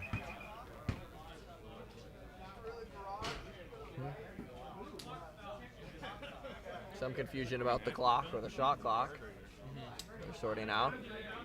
Oh my gosh, dude. Still buzzing, come on, man. I don't know what the issue is. I fear unplugging the microphone might deter us here. We'll just leave that. We'll live with it for the time being, and then maybe at a break. We'll have the expert look at it after the game. The expert. All for 3. The aforementioned expert pulling from 3-point land there. Kishaba spins off of Mundy, in off the glass, no good. Tyler Mundy. That's going to stay with the Mercs. Mundy tipped that one out of bounds. How would you describe what Sam Alt is to this Classic? Everything. Everything? You know, the clock doesn't tick without him. He's excellent. You know, we got guys helping out, of course, but I'm going to give myself a little credit, too. I would say I'm the first mate, but you know, Alt is the captain of the ship. Spencer from 3 knocks it down. That's automatic. We missed a couple good buckets. Taylor with a few putback attempts before, and then Alt responds. Gasser around the Kishaba screen, tries to get free. Hank Schaap playing handsy. Great feed by Kishaba. No whistle there. Gasser for 3, no good. Great rebound by Taylor, up, count the bucket, and 1 for Jay Tizzy. That's excellent from him. And you know, with 5:19 left, down 16, it's not over. Taylor missing, gets his own rebound though, back up with it, can't finish again, another offensive rebound, Schaaf grabs it. Schaaf clears, crossing, getting into his bag, Hank trying to, and that's a little blocking foul. Schaaf, of course, following that up with some patented chat. Yep. You call a foul in match there or no? Hand. Gasser. Schaaf. Gasser fighting for it. These guys are scrapping, fighting tooth and nail. I mean, if they're not going to call it, you might as well. Whose possession one? Yeah, I don't know why they're asking me. That knowledge was lost in the Library of Victoria. I don't even know what that is. You You lost me with that one, just like the possession arrow. I think I mixed up my my references there. Sam Alt misses everything. Library of Alexandria is what I was looking for. Come on now. Okay. I see what you were looking for. One of the 7 wonders of the ancient world. Did it even exist? You won't find it, that's for sure. You sure won't find it. Hanging Gardens of Babylon? How about that? I would have loved to see those in their day. Me too. Tried to build on Minecraft one time. Arduous task, gave up after 20 minutes. I was never much of a builder on Minecraft. More of a survival guy. But I'm sure that we've got some hanging gardens ourselves. Yeah. In the background here. Big time. The greenery is just luscious and beautiful. I just realized I was running the clock for this timeout. That is not what I want to do.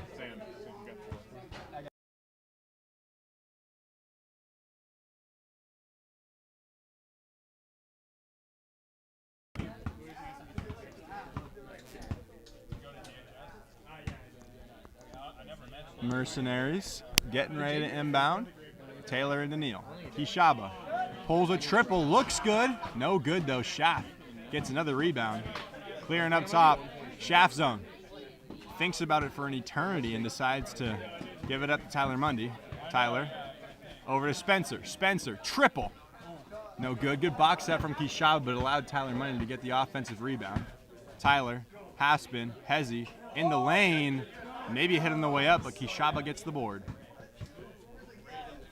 No look feed to Taylor on the block. Good hands there from Mundy. That's gonna be Mercenaries ball. Lightship showing no sign of slowing down here. They wanna keep scoring. They want it all. Yeah, they're trying to get their point differential up after losing to the Sharks yesterday. Shockade. That is. I forgot that was a concept. Yeah, I think it's how it's gonna have to be is Tyler Mundy holds. Mundy for 3. Laces it. Nice shot, Tyler. Asking me questions while he's playing, knocking down the 3. Multitasking legend. Neal. Kishaba. Down low to Taylor. Kishaba on the move. Hit by Hank on the way up. Count the bucket. Kishaba with a chance to complete the 3-point play at the line. That was one that would be tough to miss.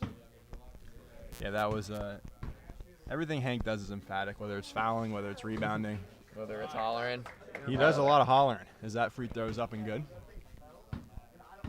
Deficit of 16 still plaguing these Mercenaries.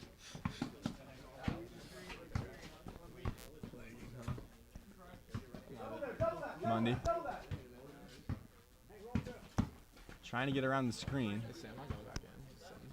Tyler Mundy's got the keys to the offense right now with Sam Alt on the bench. Spencer missing everything, but Shaft Zone has been humongous on the offensive glass. Up and no good, but the shot clock went off anyway. Sam is going to check back in for Mr. Zone himself, who put in a very productive shift. Good job, Zone. Good game, Physical Zone. defense, great rebounding. Do you know the origin of the Shaft Zone? It was his family reunions T-shirt, the Shaft Zone. I bet you Excellent can find tip. some of those at Goodwill. Probably. Kishaba downhill up and good. If you want to find a family reunion shirt, Goodwill has got them in spades. You bet. You can outfit your whole family in somebody else's family reunion. Literally, shirts. Sam Alt might have been hacked on the way up. No whistle.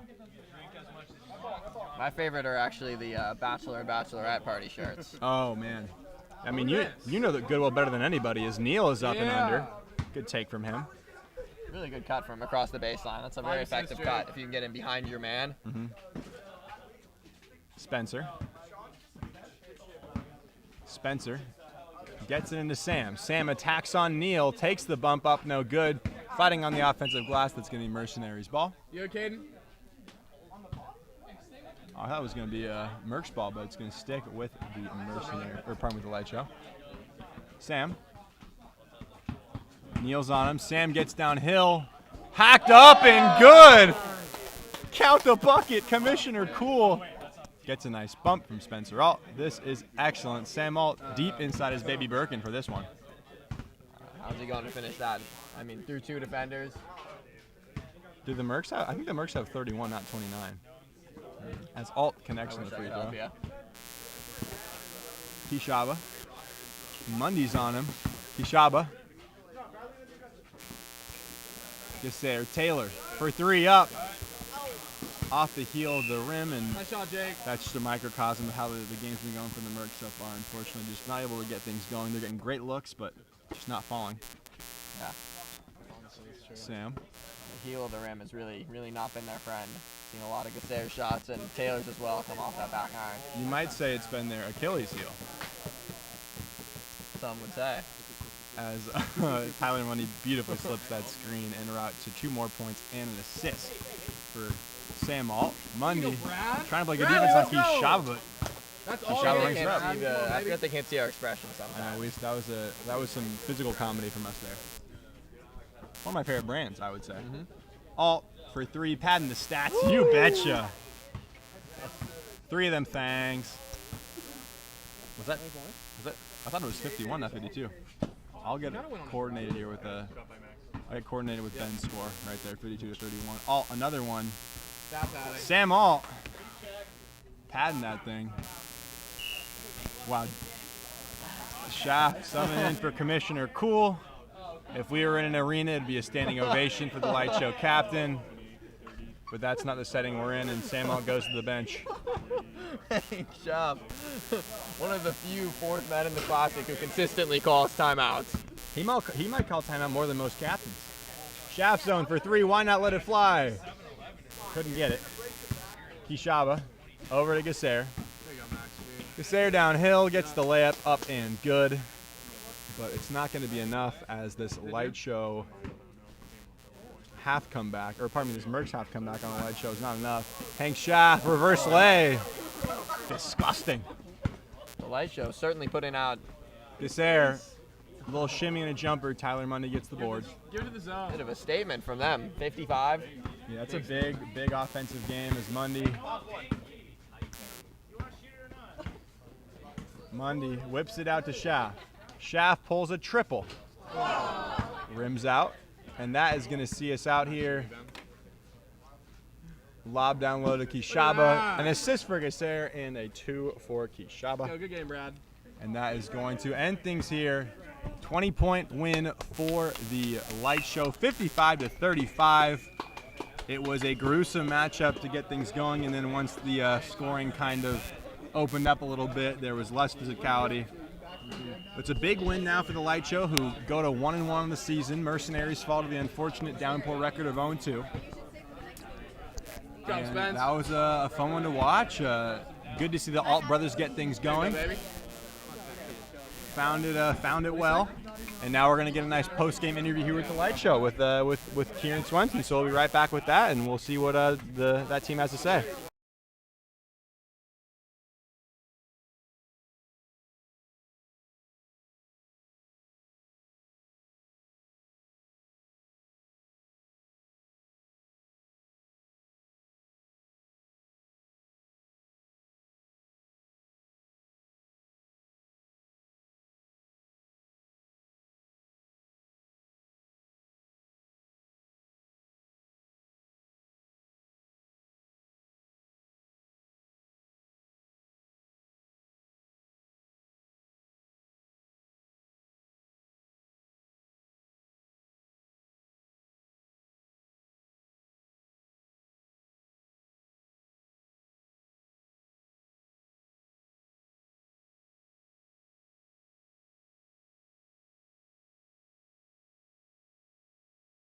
Everyone, my live line.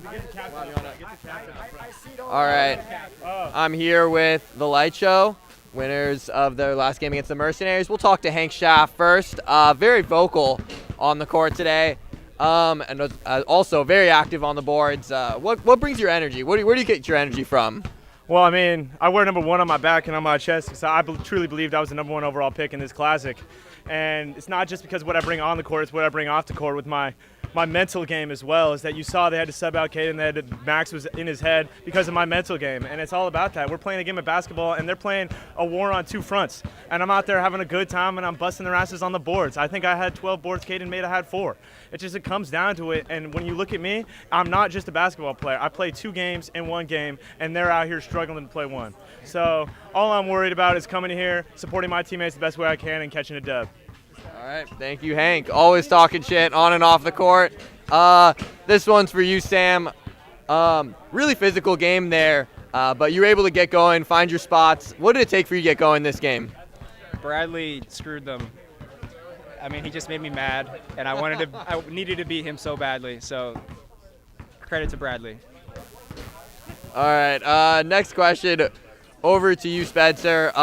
Tough whistle sometimes for you all throughout the game, really both ways. What allowed you all to pull away in that second half or second quarter and get the lead? As a ref myself, I know it's a very difficult job, so I have utmost respect for them, but that was a terrible game. But it's fine. We overcame it. I don't know how. I don't have an answer for you. Tyler, I'll come over to you. You were struggling a little bit, had some missed layups, but were able to get going late. It was hard to miss. So, yeah. What does it look like going forward, trying to stay on an even keel and making sure everything falls for you? My offense doesn't need to translate the same way. We'll get buckets. We have the downpour tomorrow. We just got to rebound, play defense. If we can do that and keep the other team score low, we'll be fine. All right. Thank you, Light Show. All right, best of luck going forward. We'll send it back to you, Juan.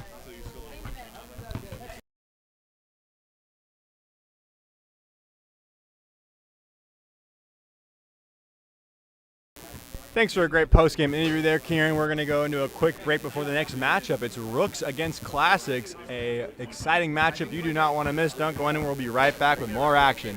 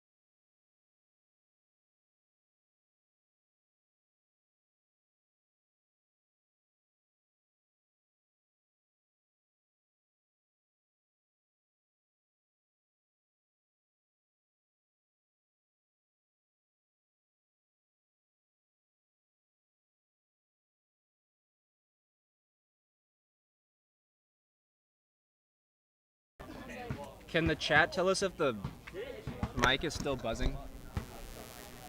Is that still happening? Put it under your hat. No, it's okay. I wasn't expecting.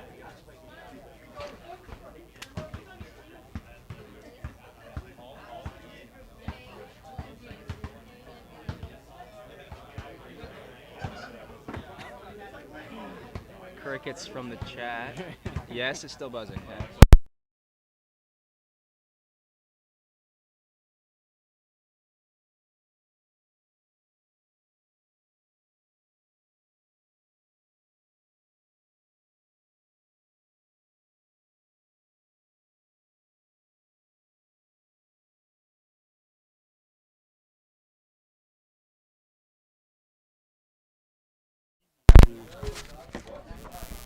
All right, are we still buzzing? New mic, so hopefully it's not buzzing. Hopefully it was a mic issue.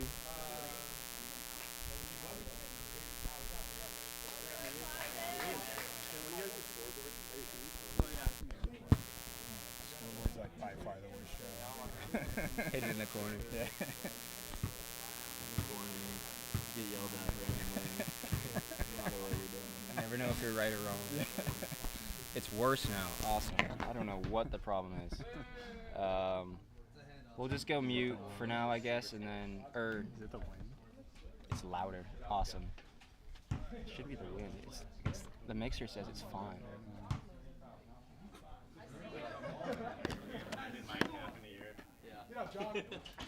Yeah, John.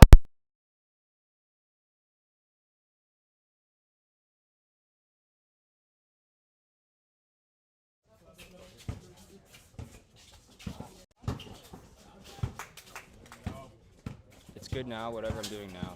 All right, well, we're going off the computer's microphone, so let me know if the buzzing starts again. We're back. Game starts. Dylan for three. That is a swish. Almost looked like an air ball, but I guess it was a swish. Great shot there from Dylan. Derek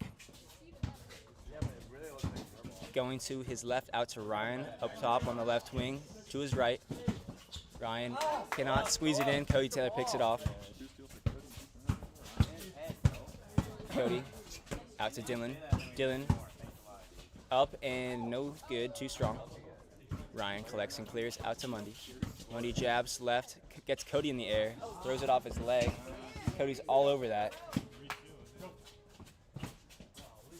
The Classics are coming off a dominant victory over the Downpour last night, and the Rooks are coming off a narrow victory over the Slashers.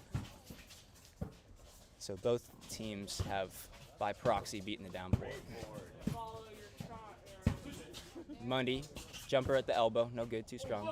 Ryan shoves Dylan into the wall. Good call by the refs. Recently, the refereeing has been questionable, I'd say. Classics are always deadly. You never know when they're going to turn out. You never know who's going to catch fire on that team. Absolutely. They got 3 lethal scores. This guy being one of the best in this tournament as he's off to the left. Good board, Jock. Jock. Good pass inside, slapped away by Cody Taylor. Can Jock make a comeback in this game again, like you did yesterday? Repeat? He's an impact player for sure. As Ryan charges through the lane, can't get it off the glass. Inadvertent whistle from Max Casser. Maybe he had a little something in the throat. Langtat open for 3. Rims out. Giacomo taps it to Derek Mundy. Mundy, a 3. Just short. Ryan collects it against Dylan. Puts a shoulder into him. Bowling inside. Up and on the ground, foul on the Classics. Dylan starts in his first.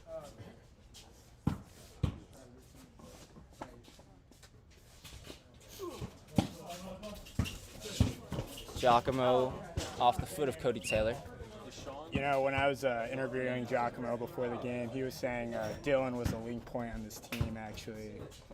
He was describing how he was going to the game plan was going to be keep attacking Stars Nick, number 16, and just keep driving on him. So right now, it looks like that's going to be a success. Oh, he's on the ground there. Foul. Who is it on? The ground. There. We'll see if Giacomo's quotation can be fulfilled this game.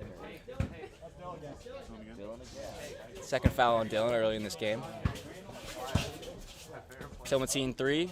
Oh my God. Touches the clouds and goes off the glass. Derek ripped by Eric Langtat. Dylan collects and clears.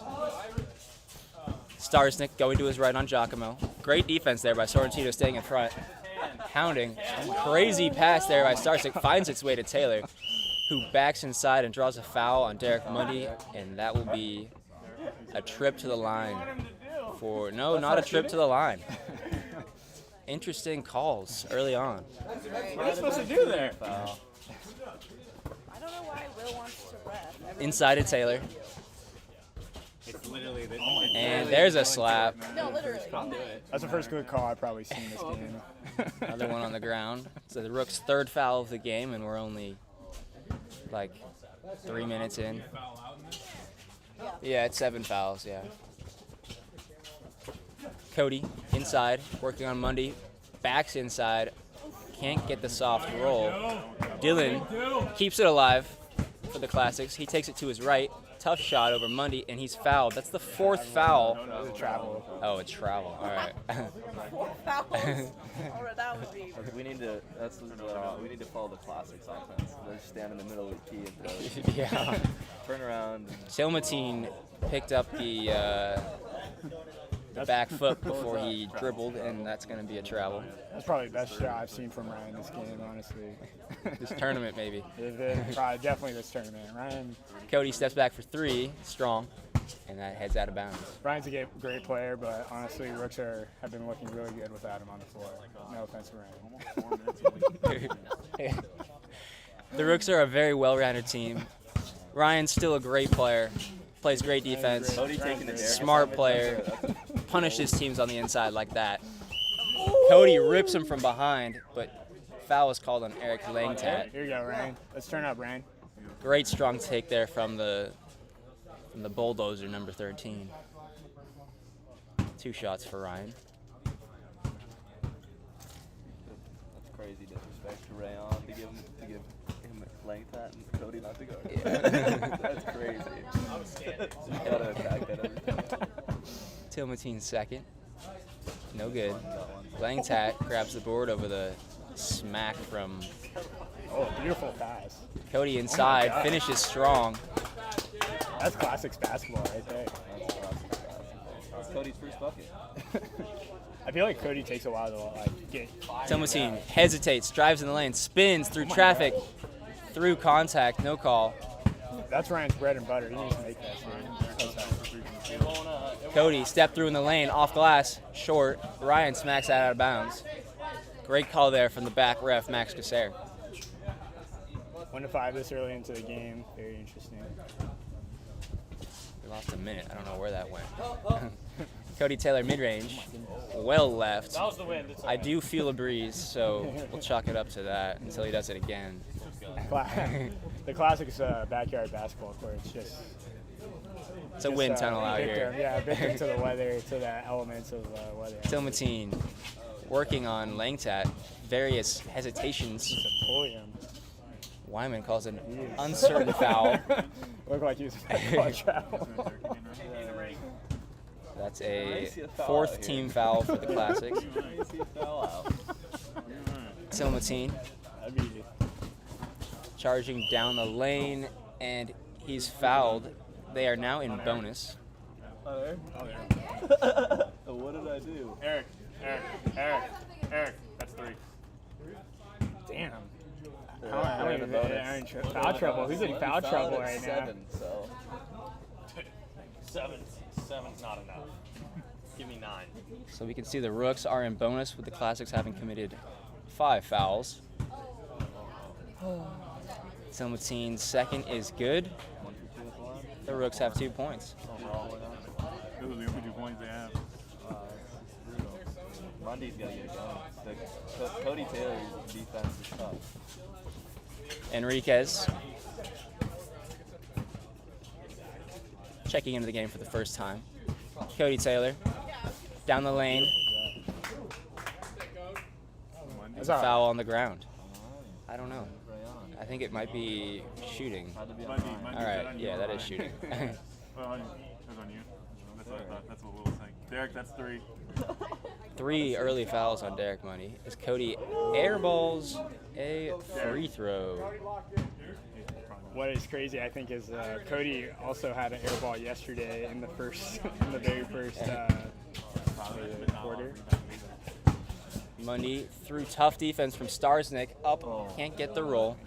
It's a little frustrated, but that's great defense there from Dylan Starsnick. That's a championship level defensive play as Cody Taylor gets slapped and finishes through contact. He'll get another chance to make a free throw here. I feel like that's a rare foul coming out of Ryan. Usually Ryan plays very smart, very strong. Both teams are in bonus now. I would recommend giving Derek out for a second. The calling discrepancy of refs. Mundy clears out. Big. Giacomo 3, that's strong. Cody rips down a rebound.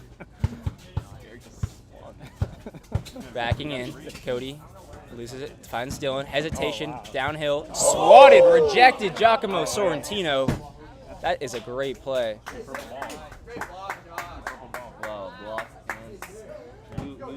I think the Rooks need to start utilizing their kind of different play styles here and start passing the ball and getting some movement. That's a great downhill drive there. Or maybe Jock might just take over.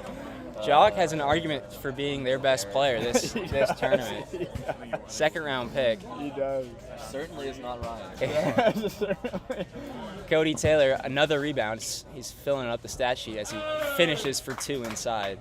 You know, I don't know if it's too early to say, but I think the question needs to be start talking about is Ryan washed up? That's a question. He is coming off an MVP and a decoy in the winter, but so far in the summer, the magic hasn't been there for Ryan. As Dylan is a short and it's off Giacomo.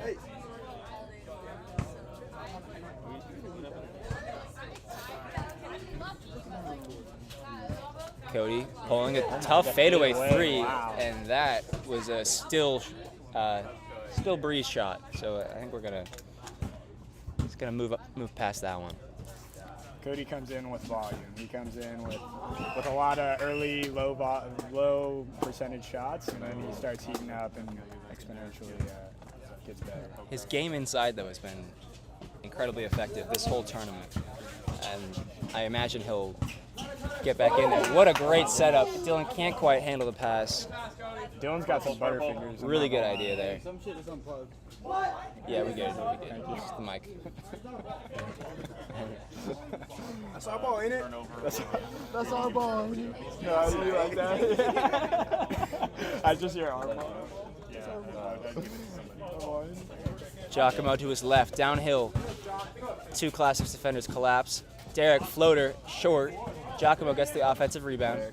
Cody rips it away. Idon open for 3. That looks long, but it banks in. Oh my God. Giacomo. What the Classics need to do right now is feed that hot hand. Idon hits those. They need to ride that hot hand right now. He's got a hot hand. He's got soft touch.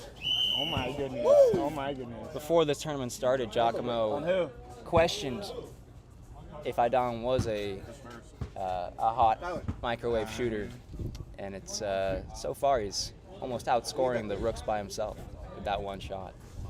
Yeah, you know, I heard actually what happened was Idon and Giacomo got together.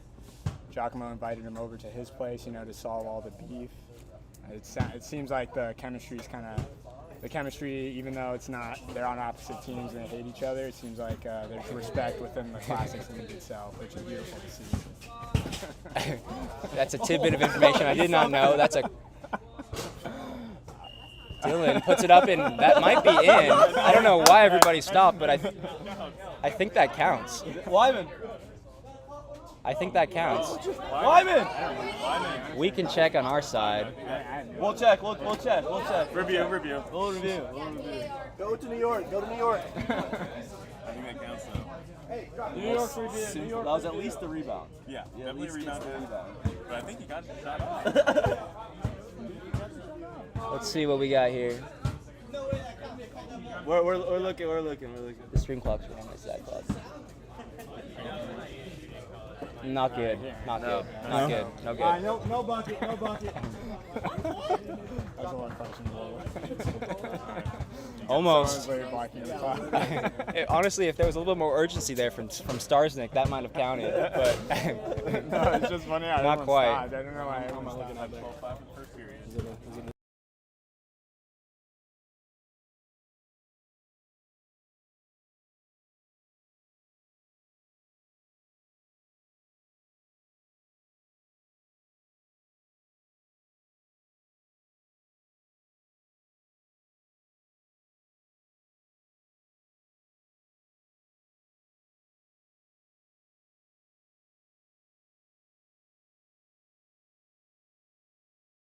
We got Kieran Swenson back in the booth. Kieran, what did you make of that first period? Well, first off, it's good to be back with you folks. That first period, definitely interesting. You can see Cody is kind of reinventing his game around that low block. Really hard to displace him when he gets positioned down there and gets that pivot foot low. We'll see if they can maybe get him off there with a double, throw an early double, maybe one high, one low to deny him the pass inside. I don't know, what did you see, Sam? Yeah, I think finding Cody inside seems to be the answer. The shot hasn't really been there for him this whole tournament. I know he's a good shooter, and I'm sure it'll come at some point, but until it does, I think there's no one on this team that seems to have the height and rebounding ability, especially on the second shot. If he gets it up off the backboard, off the rim, comes back to him, he's getting up higher in the second shot for that second layup.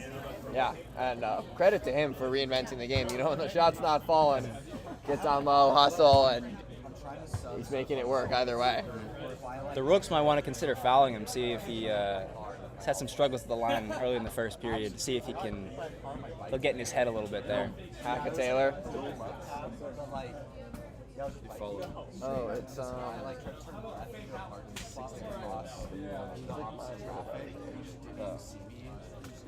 All right, we're about underway here with the second period. Starsnick to inbound. Light is on. Zabala is rocking the Nike headband tonight. Keep the hair out of his eyes. Zabala!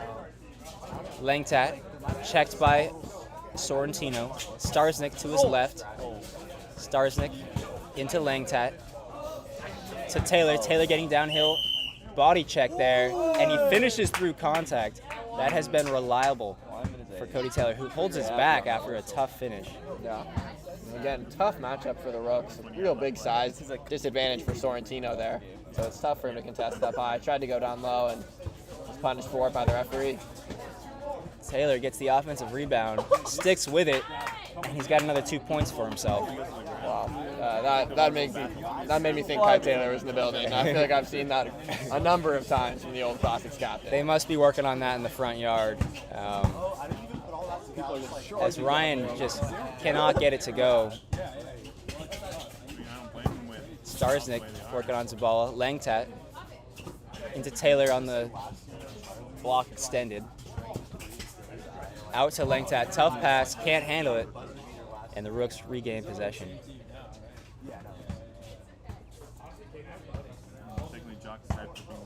Langtat yet to really get his offensive game going this tournament.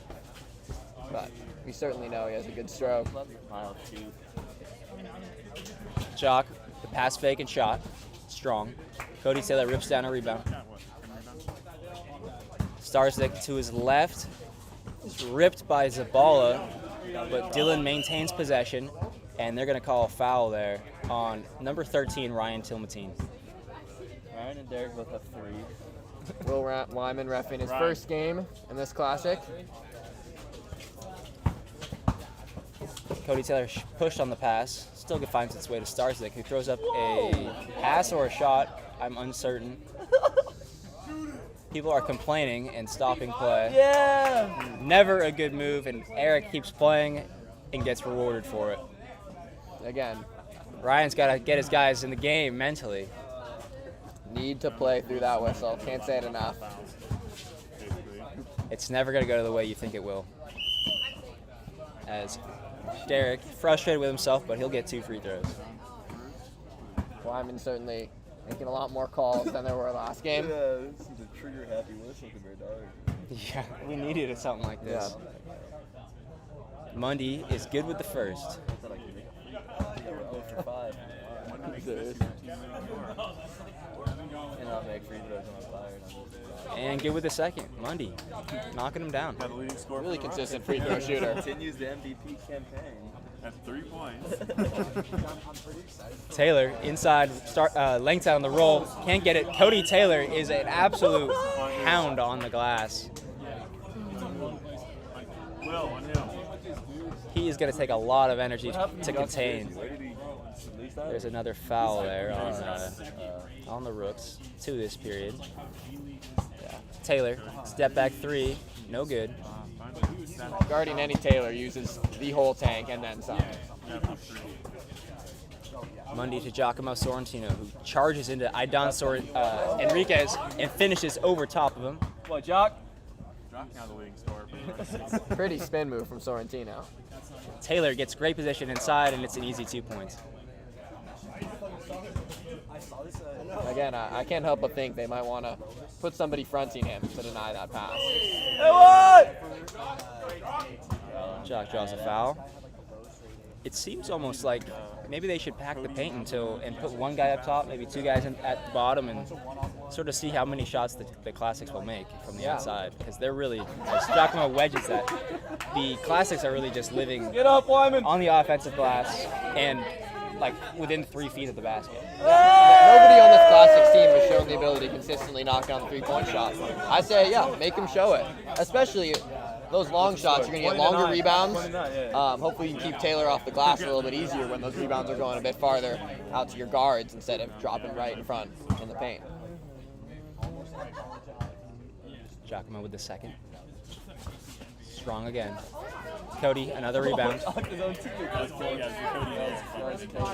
Puts his own teammate on the ground but gets the board. Giacomo putting 2 hands on him. Cody loses the dribble. Ryan threads a pass through off of Derek Mundy. Unfortunate turn of events there.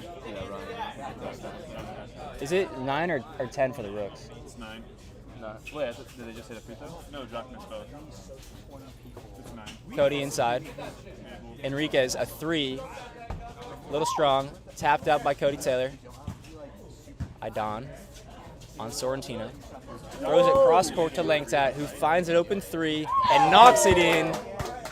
Pure from Eric Langtat. Great cross court pass. Impressive vision there from Aidan Enriquez. Absolutely. And again, so tough to defend when they're getting second chance points. Cody's tapping out rebounds. Ryan, great hesitation and finish at the cup over the contest of Cody Taylor.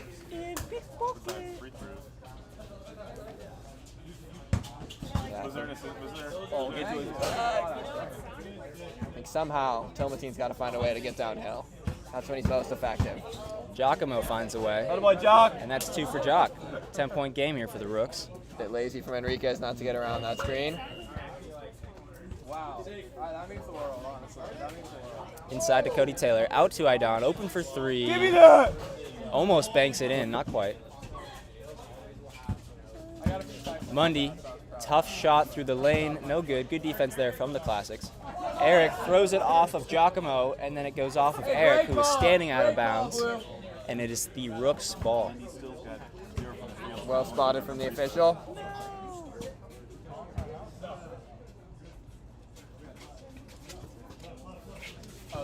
Zabala open for 3. Pass. Miles Zabala knocking it down. Instant offense off the bench. Unleash Miles Zabala. He's trigger happy, baby. That's tapped out of bounds. Active hands there by Tilmatine. Yeah, if the Rooks could get some offense out of Zabala this period, that would be absolutely huge. They need it from somewhere. And you know he's capable of it. Can't be picky about where it comes from. As Cody gets great position and gets the ball over to Eric on a tip. And they're just piling up the points in the paint right now. Just Tilmatine pulls a 3, strong. Enriquez out to Langtat, who fires up another 3, a little short. Tilmatine rips that away from Cody Taylor, gives him a little move. Inside, Mundy working on. Tilmatine 3, that hits nothing. Ryan brings it to within 6 here. The Rooks are keeping themselves in this thing. Yeah, quietly. Down by 6. That's me last. Starsnick has Enriquez open, opts for the Cody Taylor pass, and it goes out of bounds. A little bit rushed from Enriquez. I think he had more time than he realized. Tilmatine going downhill. Cody Taylor stops him in his tracks. Mundy against Starsnick.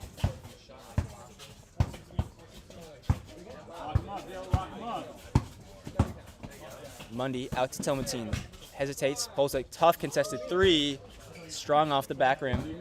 Starsnick to Enriquez to Cody Taylor. Starsnick to his right on Mundy. Fade away. Pass. Dylan Starsnick. What a move. And that's a timeout for the Rooks. You know those converted soccer players, they always have some interesting moves. I can say that from experience. They're certainly creative. And we'll be back in just a second.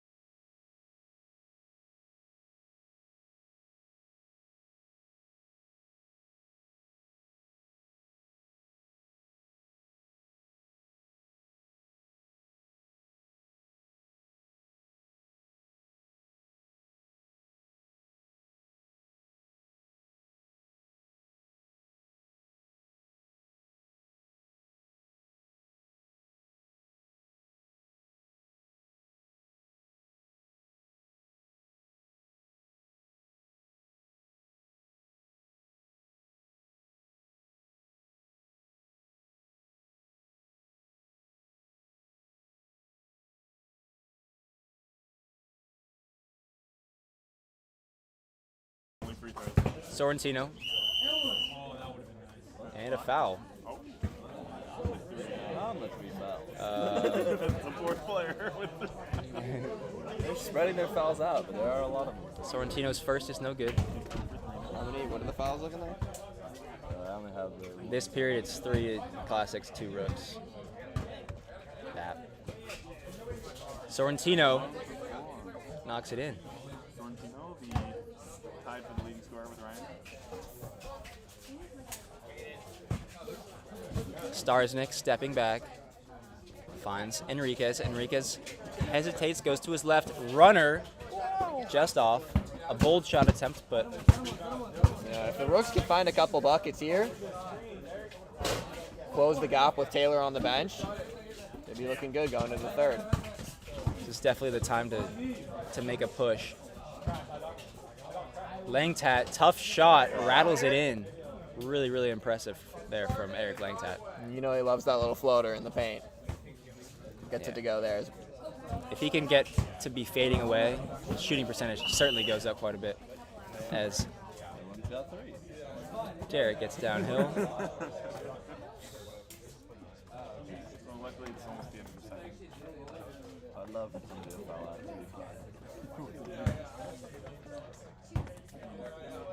Mundy up and no good. Derek had 3 in the first period, so I mean, the fact that he didn't get any more this period so far. All right. Didn't give him a ton of time to exploit the Taylor-less Classics. The minutes per game from Cody Taylor is definitely up there. A trooper. Bridger plays the whole game again today, and he will have Steve for most minutes. He's got to sit at some point. Langtat drills a 3. Eric Langtat coming alive. That's a dangerous element of the Classics team. Hey! This team is looking scary. Let's go, big body! Oh! Mundy sticking with it. Ball and miss, ball offensive rebounds, ball miss.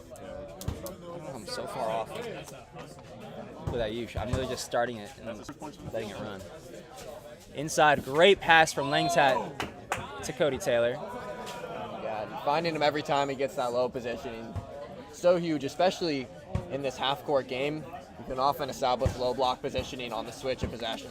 Cody Taylor's certainly taking advantage of that. He is. I bet if you added up Cody Taylor's shot distance, it's still not a three-pointer from every shot he takes.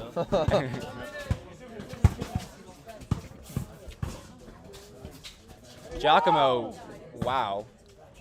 No good there. I don't know what's up with the score. As Starsnick does not get that to count as well. Hounded by Zabala, though. Hands all over. Langtat three. Another one. Langtat's taking over. This is the dangerous thing. When Cody's working inside, Langtat's working outside. It's clearly nearly unstoppable. You don't even know what to say, I can tell. Give me it, Zabala, they're just putting up very, very tough shots. It's hard to get offense, clearly. Mundy picks it off. Mundy fouled on the shot. Oh! Great call there from Will Wyman. Right on time. I'm sure you could have hoped for one or two of those last game. The refs just do a great job out here. And, can't say enough good things about them. Yep. We don't. We tend not to, but tend to really focus on the deficiencies. So good to highlight when we can. Derek gets the second. 14-point game here with 21 on the clock. 7 points. Starsnick inbounds to Cody Taylor. Goes to his left. Langtat's open mid-range. Pump fakes. Takes the tougher shot because it's actually easier for Eric Langtat. Rejects the standstill free throw shot for the mid-range fader. Only Eric Langtat. Mundy with 6 on the clock. Cody locking up. Sorrentino at the buzzer. Give me that chalk! No! Tough turn of events there at the end of the period there for the Rooks, who are down by 16. The Classics and Eric Langtat dominating second period. Yeah, huge run for them to end the quarter. I think it might have been a 12-2 run. And we were talking about if the Rooks can get a couple buckets, they could be closing it to 3 going into the third. Instead, Classics commanding 15-point lead going into the third period. We'll be back.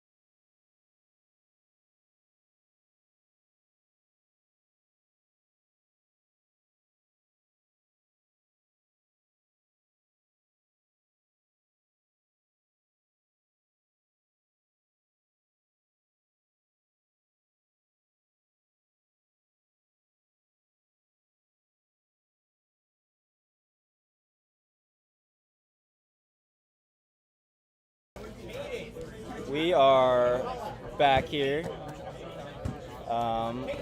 Quick look at the Eric Langtat stat line. He's leading the way for the Classics offensively. As Ryan is fouled. Dylan might be the very first foul out player. One more, a technical. The one after that, he's gone. Something to watch out for. Did we have foul outs last year? We did not last year. Okay. That would have been pretty brutal playing 2-on-3. I don't know if anyone would want to watch that. Tilmatine second is pure.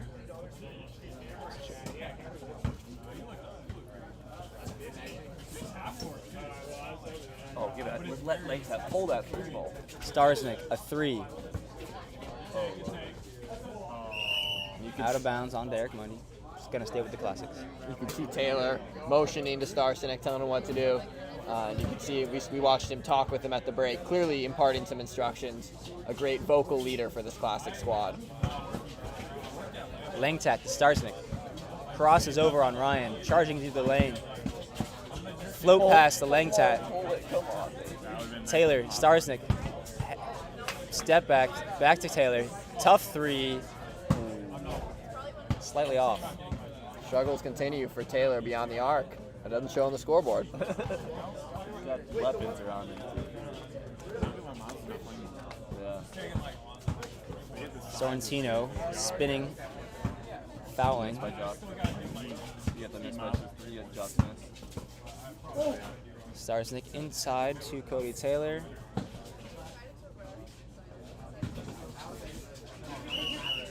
Jump ball. That's going to go to one of these teams. Taylor keeled over. Looks hurt.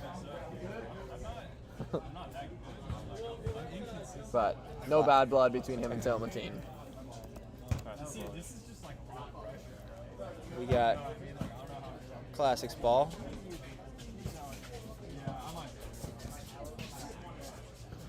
Cody has it tapped away by Giacomo.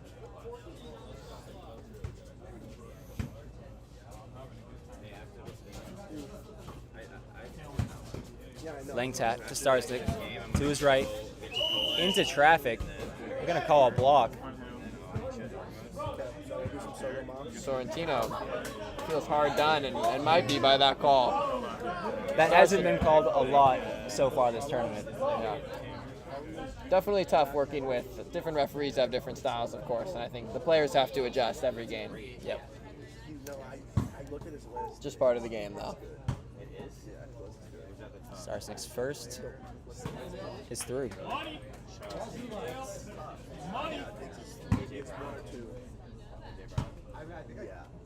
Starsnick's second is great. Starsnick, an efficient game so far. Everyone's going to tell you it's a reach. Mundy working on Starsnick, doubled. Up over the defense, can't get it. Cody Taylor collects and clears. Great help defense from Taylor there, coming over to alter that shot. Cody fading away, tough shot off the glass. Ryan to Mundy. Mundy jabs. Double clutch and an air ball. Fun shot, but not a particularly good one. And again, that's all Taylor coming over and alternate. Mundy was getting to one of his favorite little floaters in the lane, and Taylor completely changed that. Absolutely. Made it Dylan's an air no ball. good. Taylor is everywhere. Dishing it to Langtat. Open three, just off to the left. Dylan keeps the ball on the Classic side. Steps back, finds Cody. Cody fading, strong. Rooks, oh my gosh. Nothing is going their way right now as Langtat finds Taylor. Yeah. And that's just a tough break from the Rooks. You can see it in their body language. Worked so hard on the defensive end, and just to be let down by a miscommunication and a bobble really hurts. Really unfortunate. It's a great backdoor cut, and Mundy just throws it way too hard. Oh, man. Starsnick lines up a three and gets a roll, and this game is out of hand. The Classics are just a dominant squad. Clearly, this is what the players expected when they put the Classics first in the player poll. Just a really strong, well-rounded team. Not a lot of weaknesses. Through two games, it's tough to see where the weakness lies, where you can exploit with this Classics roster. Tilmatine downhill through contact. Give him a flagrant. Foul on Enriquez. Hey, that's bad Ryan's blood. going to take two at the line. Tilmatine and Enriquez, of course, a rocky relationship as teammates last Classic on the Rooks. The worst chemistry team in history, I would say. I don't know if that's arguable. I think it might be a fact. Tilmatine's good on the second.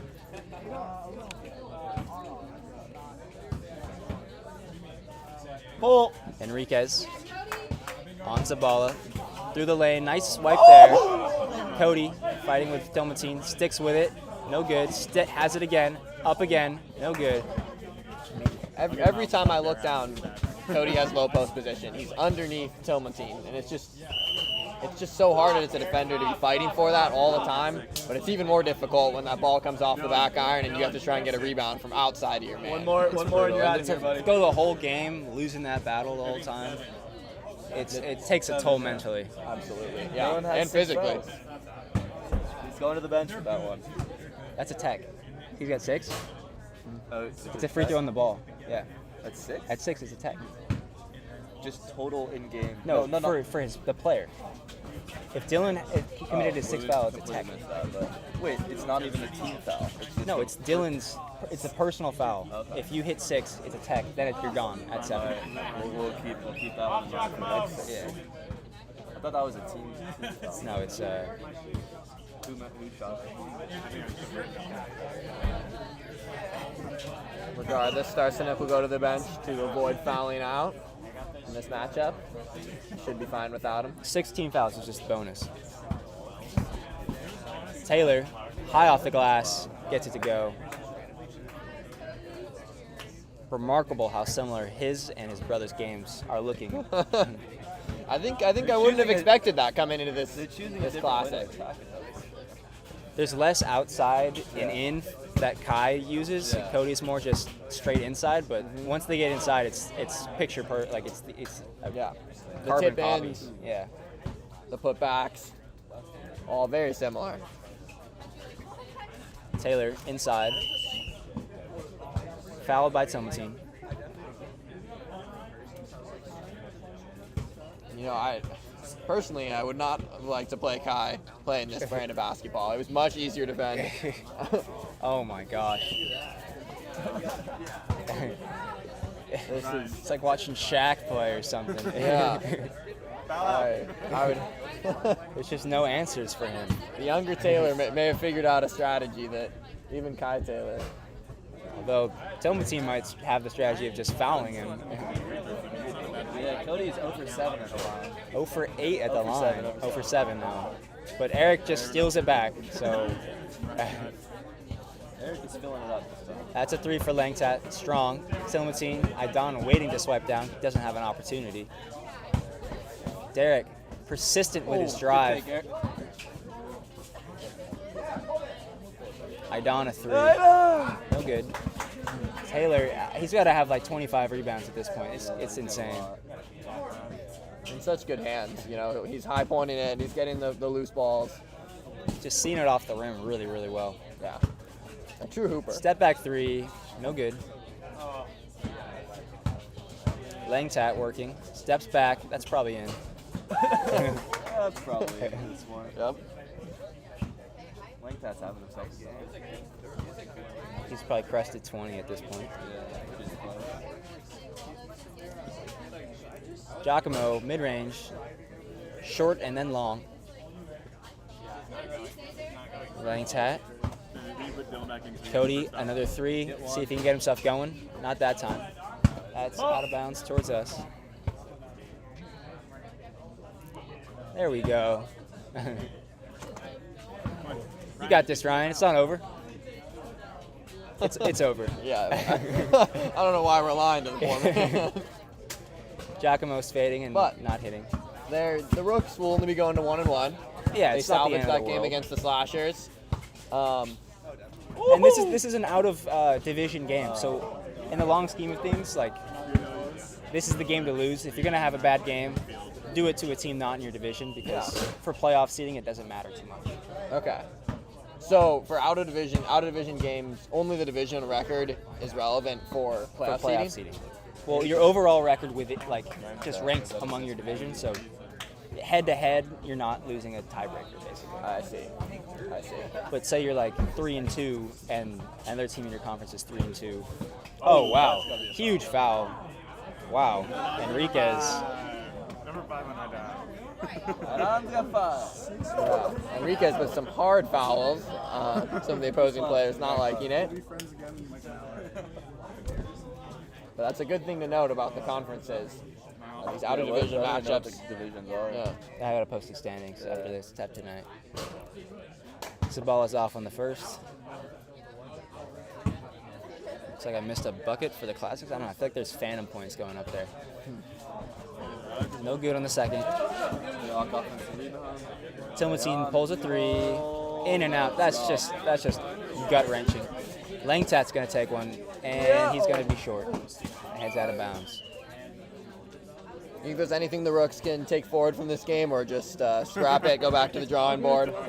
I think it's a scrap and a forget. And just hope it's better next time. Sometimes you do have those games. I think there's definitely something to think about, because they had it close. Like, what was going well when they were bringing it close? Yeah. Go to that and see what they thought. I don't know if you had some thoughts on what they were doing well earlier, but I feel like it's been wiped from my memory. This last run by the Classics. It's hard to remember.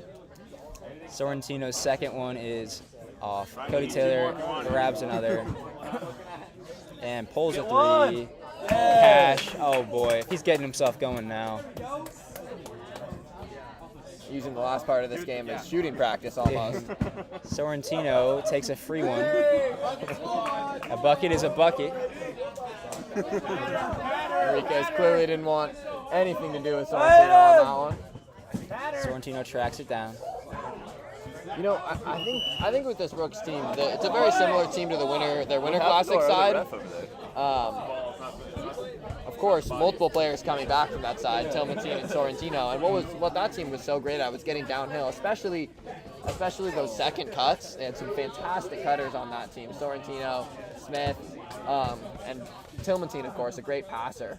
So maybe if they can find a little bit more of that, those cuts from the opposite wing across. I don't know. Maybe that's a way to get some offense going.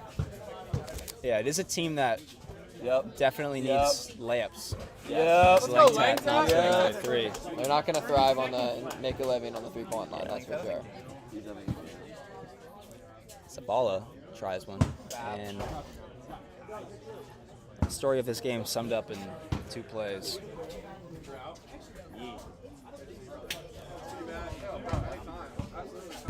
Enriquez has it taken. Zabala, a three. Banks it in. Miles. It's 2 for him on not a ton of opportunities. Perhaps they can find him and get him going next game. Yeah, it's worth a shot.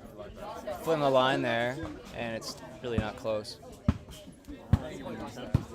Tilmatine. Not quite. See if Enriquez will dribble We it got out. 8 seconds on the official clock. Enriquez throws one up. No good.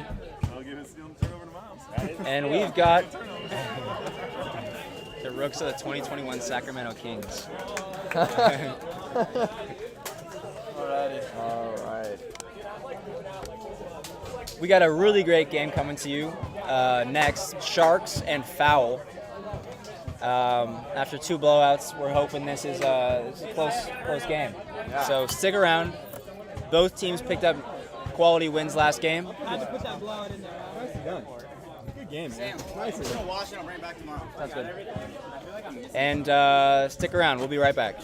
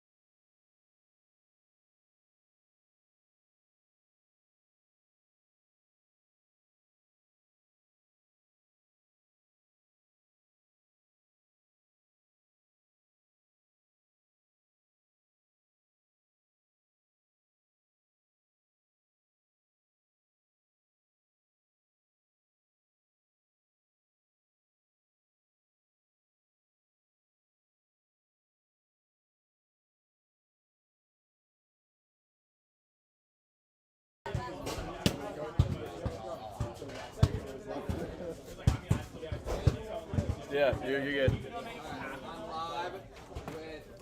I think I don't know how we're gonna do the shirts. that's why I like The whole time we're playing, it's not like we're like milling around in the back. I know, that's why I'm like, I kind of want to get those going.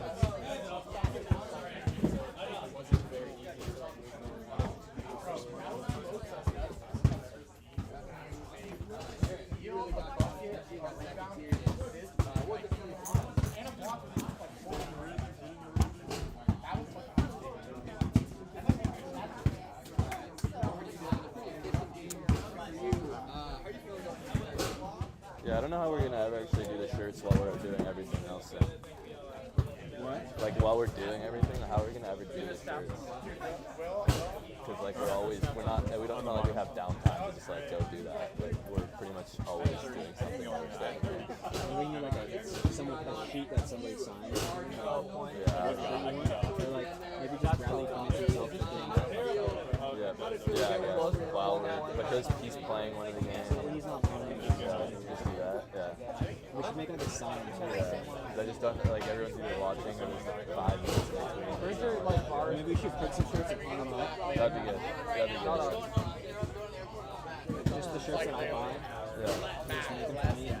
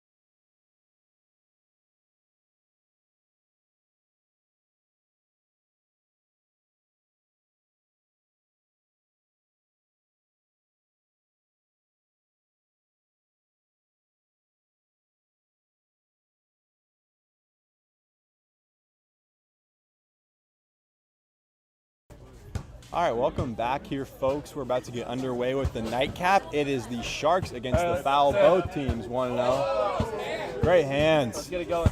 Let's do it. Go on. The Sharks had a dominant victory over the Light Show just yesterday, and the Foul grinded out a win against the Mercenaries. So now we're going to see two MVP favorites battling it out, Bridger Costello and Aiden Doms. Doms, I was going to say perhaps, but it's not perhaps. He's without a doubt the most athletic player in Classic history. He is an absolute phenom. Bridger Costello, one of the more skilled players, also got great size. So we are excited about this one. This is one that people have circled on the calendar. It's Ian and Jalen tipping it off. Love to see that. I'm liking this trend of the smaller players tipping off. I want to see more of this. It's a lot of fun. The tip is up, won by Rosario, it looked like. It's going to be out of bounds. This is just not the mic. Where's the microphone? Oh my God. Hello? It's over here. That's a good game. Oh boy. We're back, folks. We have the wrong mic in tow there. Doms for 3 up and good. Count that bucket. I hope we didn't have that going the last game. I didn't realize there was 2 mics. I think that was because of the post-game interview. Okay. Yeah. Costello, Morrison hounding him. Bridger looking for a cutter, finds Smith. Interesting matchup to start the game. Costello or Morrison on Costello. Morrison's playing handsy defense. Costello steps back, blocked by Doms. Doms gets downhill. Pass over to Morrison. Gets it into Dom's hands. Another 3. Couldn't get it. Finnerty hauls in the rebound. I think they'll live with that shot. Contested jumper for Doms. Better than him getting downhill, surely. Absolutely. Costello hands off. Ian Smith gets Joe off his feet. Smith downhill, head full of steam, scoops it up and good. And the Fowler on the board via the Gonzaga man. That's great to see for Smith getting downhill. He's a really physical, strong player, low center of gravity. If he can get to the paint, he usually finishes. Rosario, good defense there from Ian Smith, who gets the rebound. And Finnerty was open underneath, but Aiden Dom's playing free safety there, picking that one off, getting it back out for 3. Can't hit. Costello with the board. Smith for 3, why not? Couldn't get it. Joe Morrison, nice big rebound. Up top, Rosario trying to get some separation off of Smith. Might have traveled there. Aiden Doms, beautiful finish in with good touch off the rim. That was a wonderful pass from Rosario. Sure was. Costello jabs, steps back for 3. Give me that. Gets, nearly got the friendly roll. Aiden, a 3 again. That one's long. And that one's going to be out of bounds. They're really content to let him shoot that 3 ball tonight. Yeah. We'll see if that pays off. Yeah, if Doms gets hot from 3, he can shoot with the best of them. But if he's not hitting, you would much rather live with that than getting posterized down low. That's for sure. Naturally. Costello around the screen from Smith. Morrison switched onto him. Jalen playing good handsy defense in the double team. Dom's another steal. He is just a demon in that free space. Rosario for 3, couldn't get it, but Dom's up high and finishing on the offensive glass. Got to get a body on him. Have to. You simply can't let him get that running lane. Costello on the block. Gets down low, takes a bump up, and he is going to get the foul on the shot.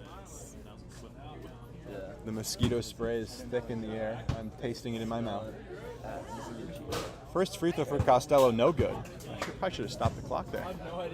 You know, with Sarcenek being the first player getting into foul trouble last game, perhaps getting a star into foul trouble.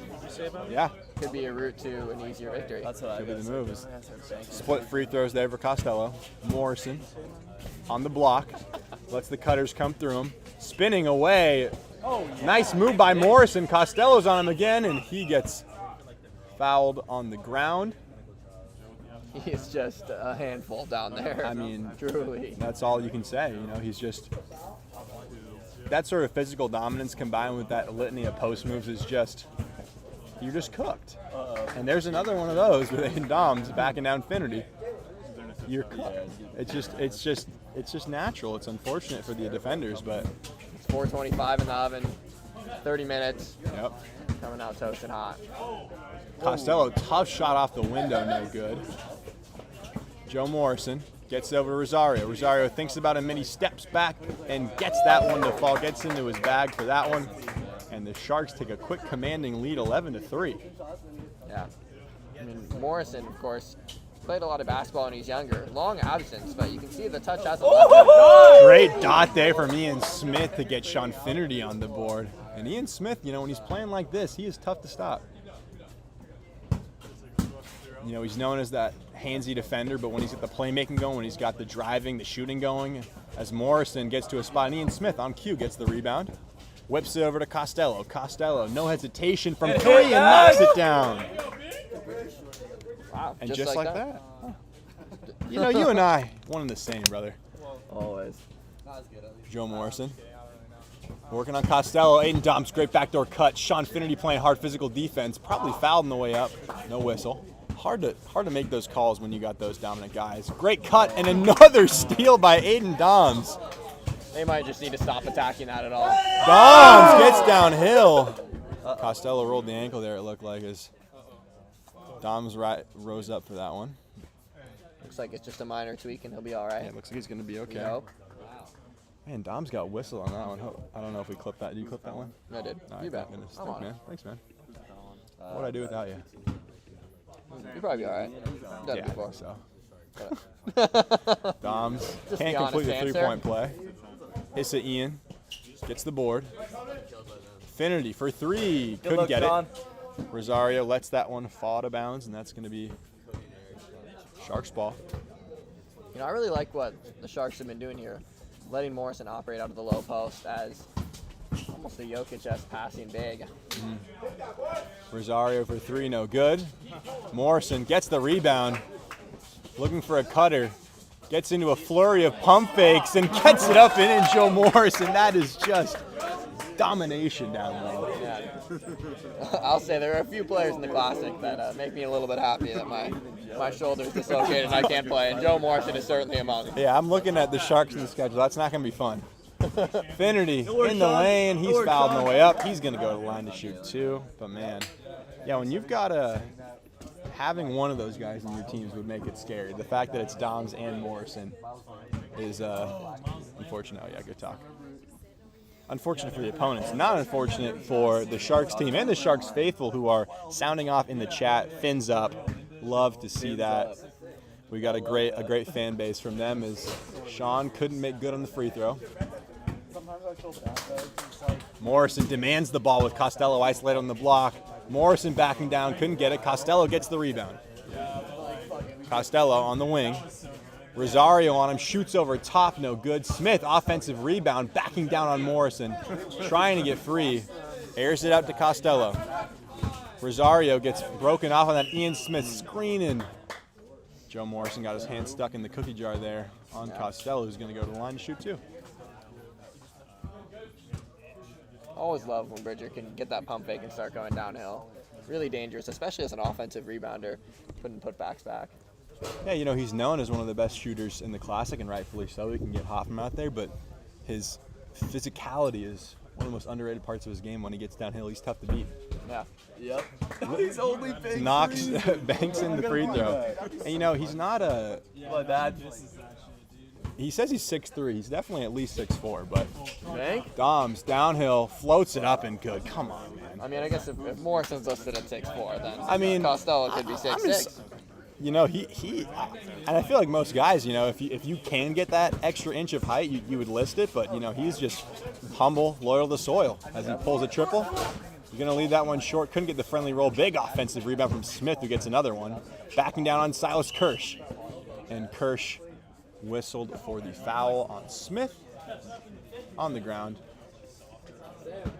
Commissioner stepping in to ref this one after some people upset at the officials and officiating. I think last game's officiating with Will Wyman and Max Cassare was pretty mint. Oh, do you now?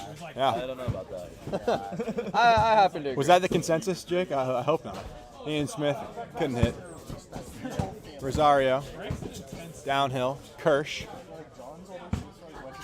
Bridger switched onto him. Jalen, tough midi, falling away, no good. Kirsch on the offensive glass, but Smith takes it away. That's going to be Sharks ball, looks like. And it's not like I'm going to ref on the game, you know. I just had to get out of my system. Get off the court, Dana. Doms couldn't hit. Jalen Rosario, crafty finish down low. And he really is making the case that he fell a bit too far down draft boards. Yeah. A lot of guys, I think, fell further than you might have expected. Liam Swenson checks into the game, gets into a good spot, and gets the shot up and good. Liam Swenson. And that's going to be huge for him. He's been struggling with the layups at the home basket. At the home basket. His backboard's a bit looser, so he's been really throwing them. So it'll be good for him to see one go through the basket on this Taylor outdoor court. Up high, couldn't get it. Ian Smith, big rim. Yeah, he's been training with you, so all the work he puts in is directly affected by you, so you better hope he turns good as Costello jacks a top three and knocks it home. How about that? The bank is open at 8:35 p.m. How did they close it earlier? These only big shots. Special exception for Costello. Morrison, active hands from Costello. Yeah, he made a call. He knows the manager. Kirsch off to Morrison. And the theme of this Sharks offense is just great patience. They're not forcing shots as Kirsch gets open from mid-range and racers that one. Get going, Sal. Get going. Great to have Silas back after missing him due to health and safety protocols last year. That was heartbreaking. As Smith on the backside cut. Great vision by Costello and great movement there by Smith, who has been an excellent cog in this foul offense. Morrison backing down into his movements, and Costello sends that one away. Yeah, huge by Bridger to stay grounded throughout those post moves and pump fakes and get the block. It's tough, but you know he's doing a good job sticking with Morrison. Double team. Morrison thinks about it. He's got some space. What a feed inside to Kirsch. Too hot to handle. Couldn't keep it in bounds. You know, my one concern with Costello on Morrison is that going to tire him out? Yeah, you know, playing, having to defend that in the post defensively. I hope he can play through it. Oh, what a cut back door. Ian Smith fouled on the way up. He's going to go to the line and shoot too, but the Fowler really moving the ball very well here. I think that it was in previous classes, it's been live and die by Costello. Jeez Louise, those got stuck in my mouth. But live and die by Costello. But with this unit he's got out there, they can really get it going by committee. As you know, you've been seeing Smith getting it going as Kirsch gets the board. Dom's at the horn, can't get it, and that's going to end this first period. A competitive matchup as the Fowler right in the hunt here. 17-21, Sharks lead, and we will be right back with more action in this one.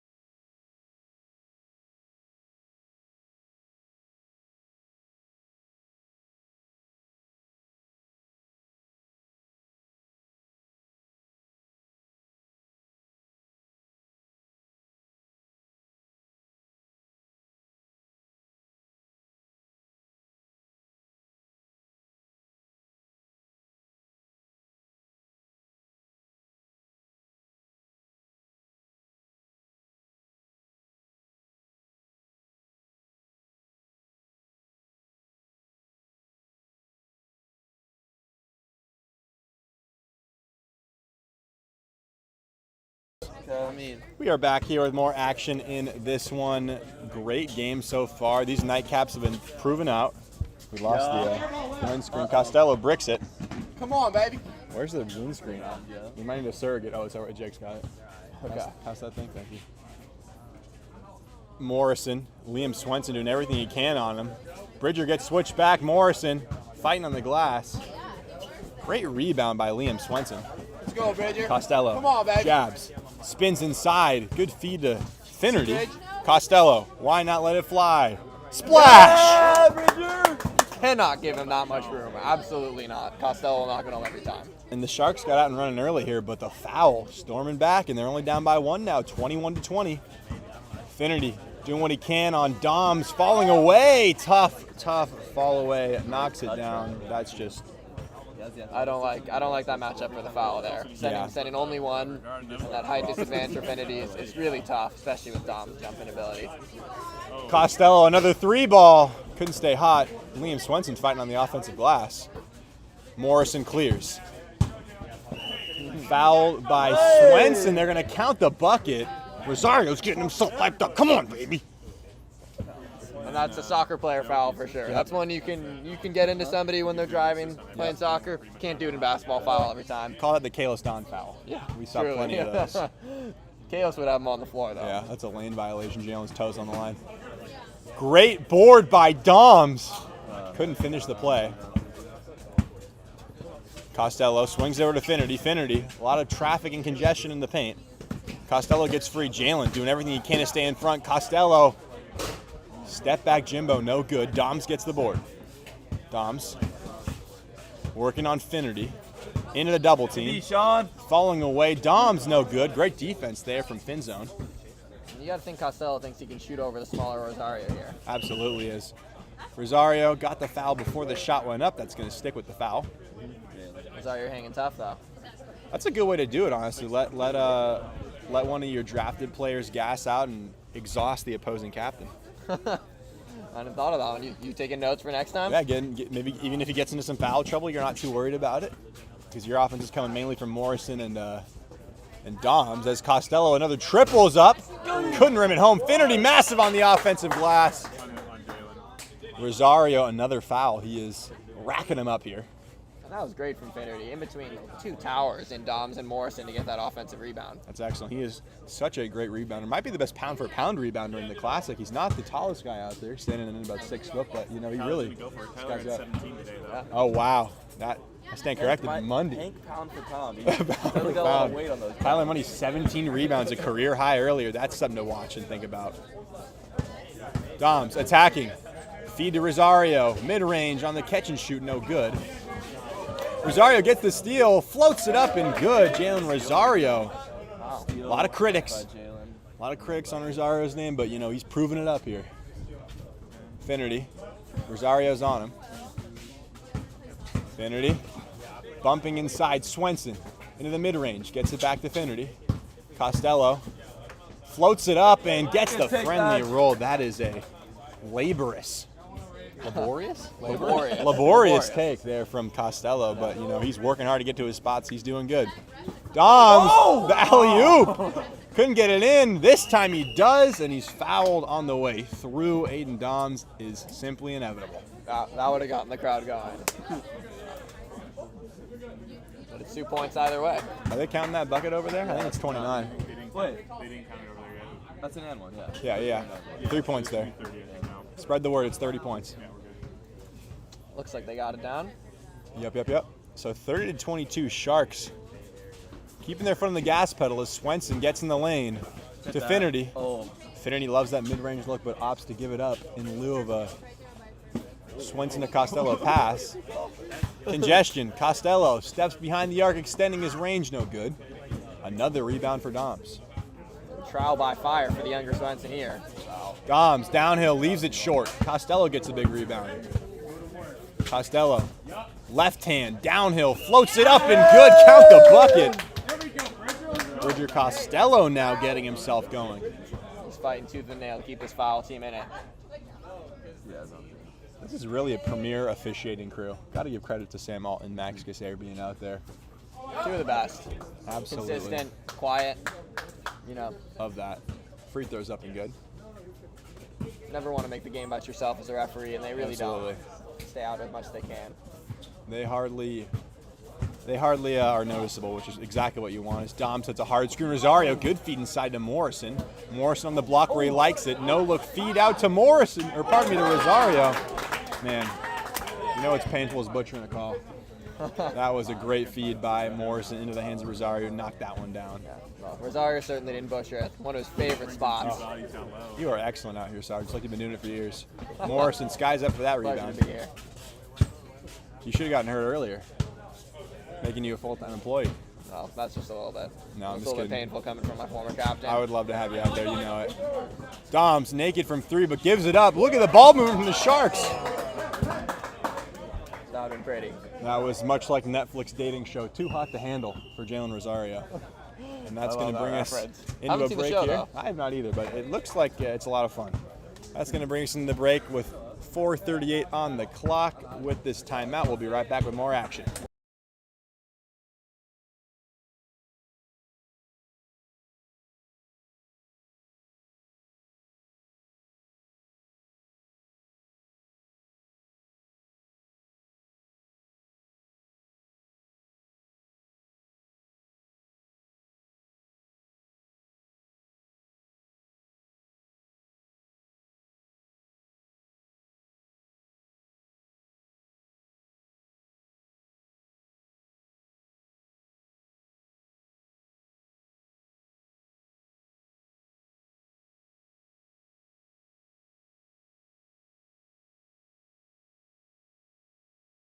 Bring it back, baby.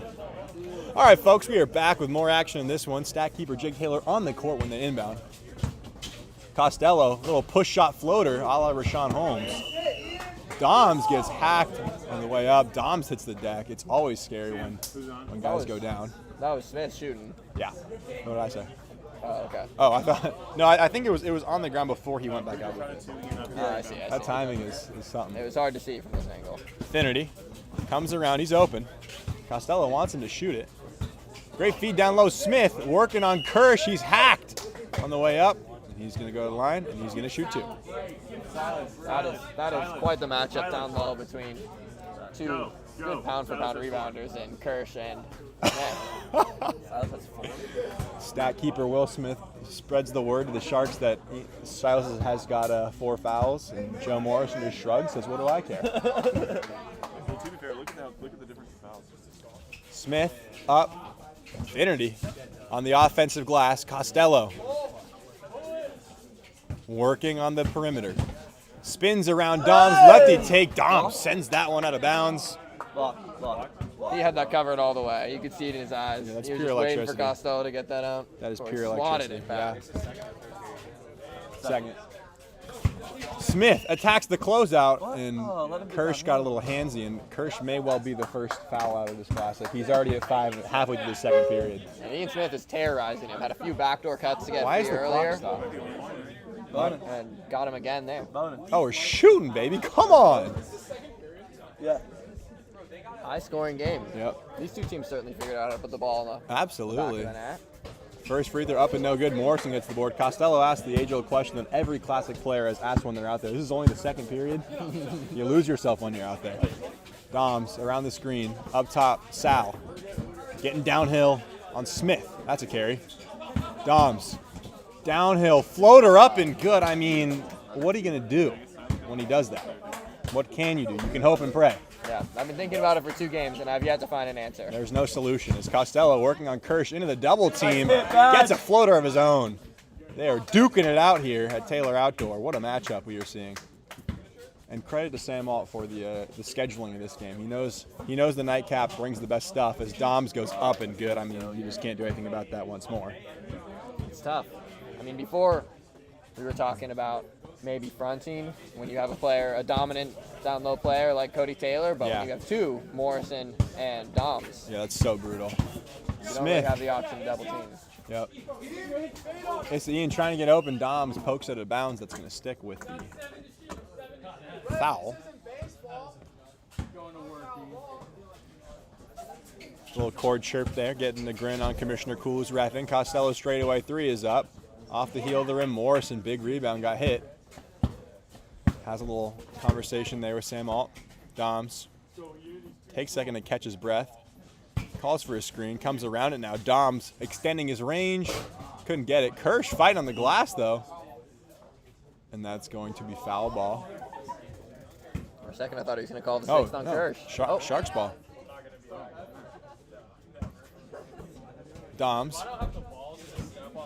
Downhill, up and over Costello. Aiden Doms again. Yeah. Once you move your feet just a lick, Dom's is right by you. Finnerty from 3. Can't Good hit. luck, Sean. Doms clears. Morrison wants it. Morrison trying to get some isolation here. Almost threw a lob, it looked like, but Smith got a hand on it. Doms down low, falling away, hacked on the way up. I mean, I'm going to run out of superlatives for Aiden Doms pretty soon. You're going to have to be up all night thinking up some new ones because I don't see this stopping any soon. At all soon. There you go. I'm going to have to get into my SAT vocab Birkin bag. Shameful that our SAT year they took out the vocab section. That was going to be my bread and butter. That was going to get me into Harvard. That would help you out. Come on, man. You know, I started studying a bunch of vocab for the GRE before I realized that I didn't even take that either. But it was nice. I learned a few new words. All these foolish standardized testing that they can get us going. They can't. You know, we're gonna rise above. We're gonna learn vocab anyway. Ian Smith up, couldn't get it. Yeah, that's the problem. Is that when it's being communicated, it turns into a baseball broadcast. It's just anecdotes. We're not even calling the game anymore. That's fine. Stan Van Gundy style. Yeah. 41-28. I forgot a Sharks point there. Smith free throws up and good. You know, he's been working on that one. Smith always a physically dominant player, but getting that skill going too this classic as he makes it 2 for 2, and that was a tough thing to come by last classic was a full trip from the free throw line, but we've seen plenty of them this time. Doms. No look feed up to Rosario for 3. Can't get it. Doms high on the offensive glass again. Man amongst boys. Doms really likes that jab with the right foot and coming back to that left hand, getting down low. He loves rejecting that screen. Stream throws, that's not good. How do we do this? What happens when the stream freezes? Oh, we never recorded this game either. That's a yikes. Oh my God, we haven't recorded any games. It's not good.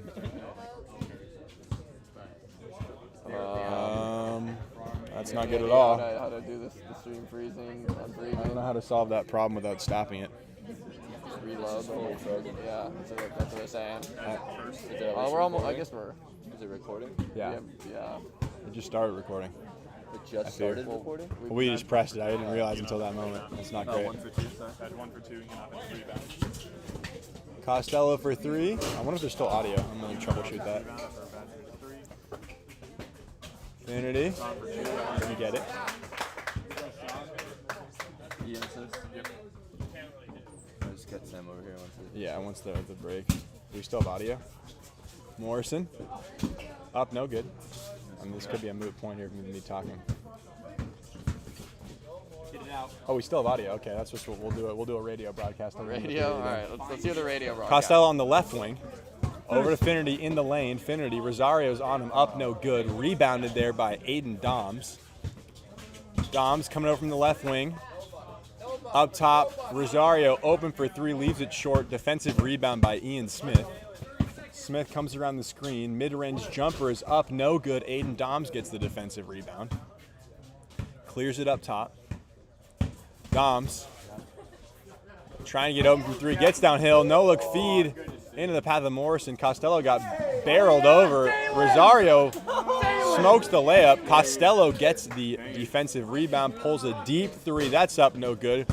Sean Finnerty offensive rebound. He's hacked on the way through, no good. Costello, that didn't go in before the horn, and that is going to end this period. 43-33 Sharks lead. We'll be right back with hopefully a fixed game.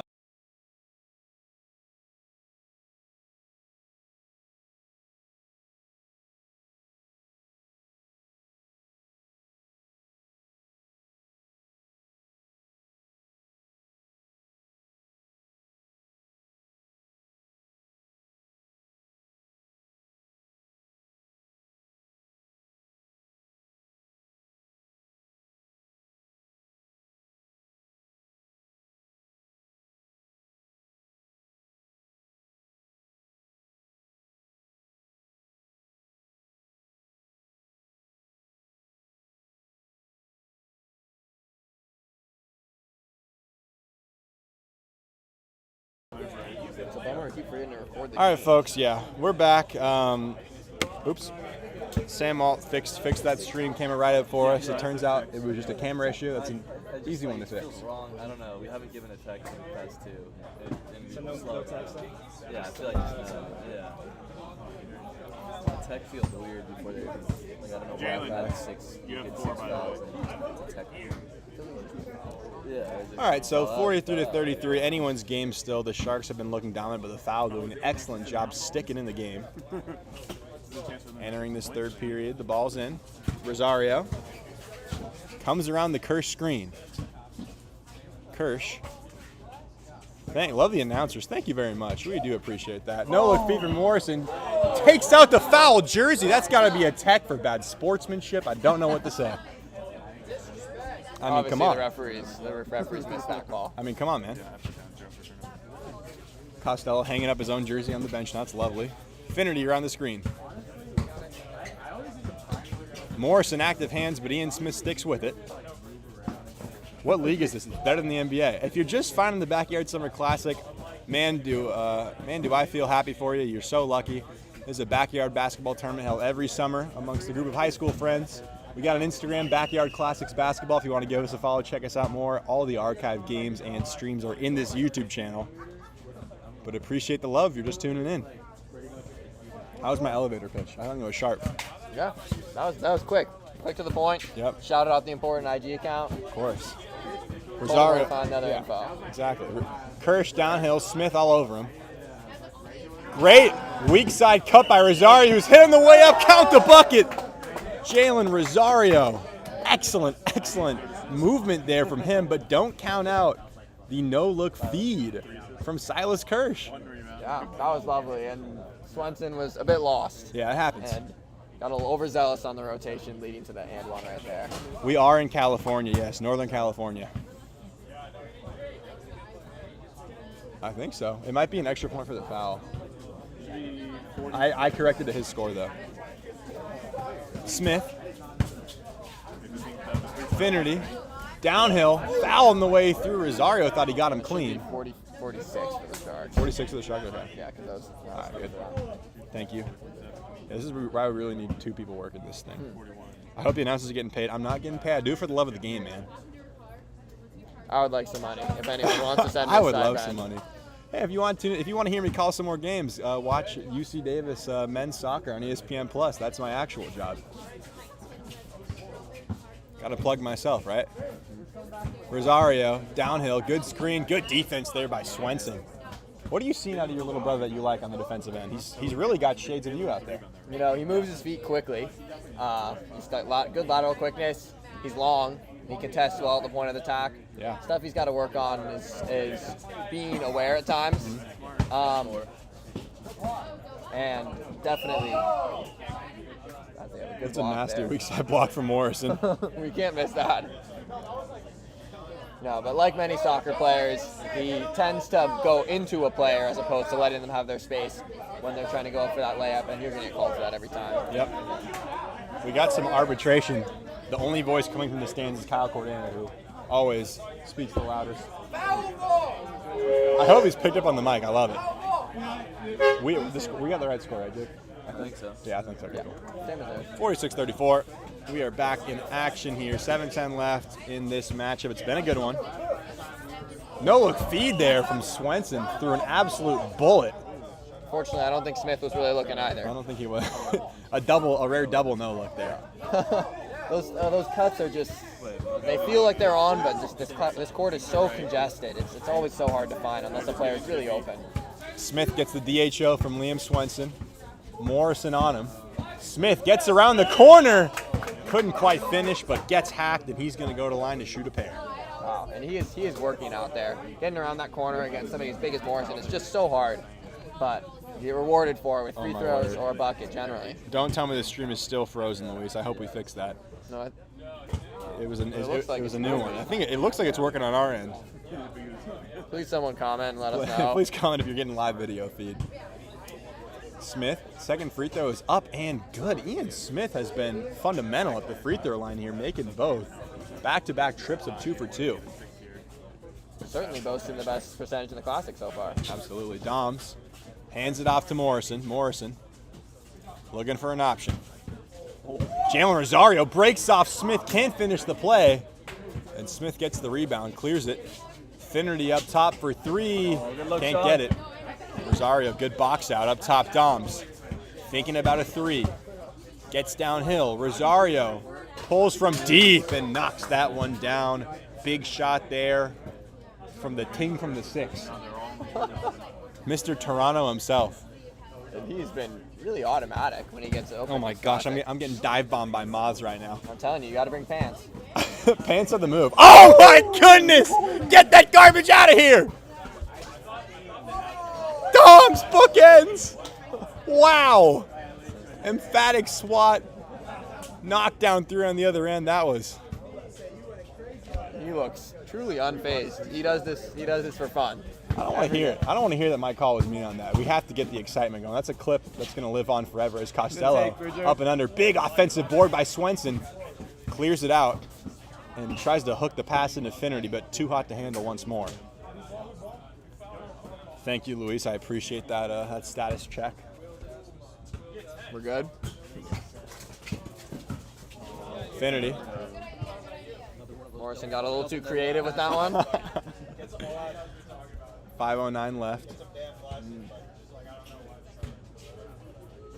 All of a sudden, Costello.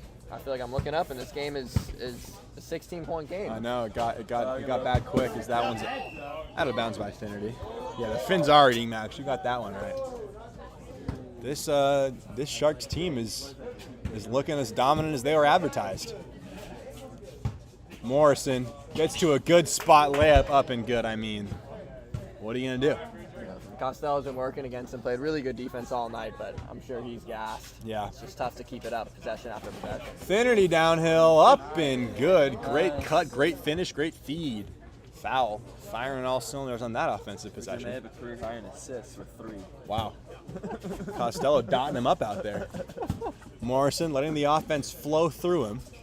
Up top to Doms. Couldn't get the friendly wall. Liam Swenson. Hauls in a board. Swenson. Hands off Costello. Tough triple over Morrison. Can't get it. Tried to follow his own shot. Doms clears. Morrison.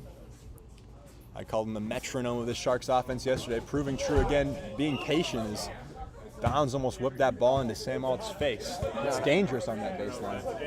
And I really love what Doms is doing here. You know, easy as a #1 drafter to run a really heliocentric offense, but he's making great use of his draft picks. Clearly knew what he was looking for in the draft, and it's paying off for him. He is delegating very well. It's sometimes tough when you're a first-year drafter to get a good team together. As Costello knocks down that triple, keeps the foul alive, but that was no trouble for Doms, who got exactly what he came for. You know? Clearly he's been scouting in the runs he's been coming to preseason. Doms, good sportsmanship there, not shooting when the foul weren't ready.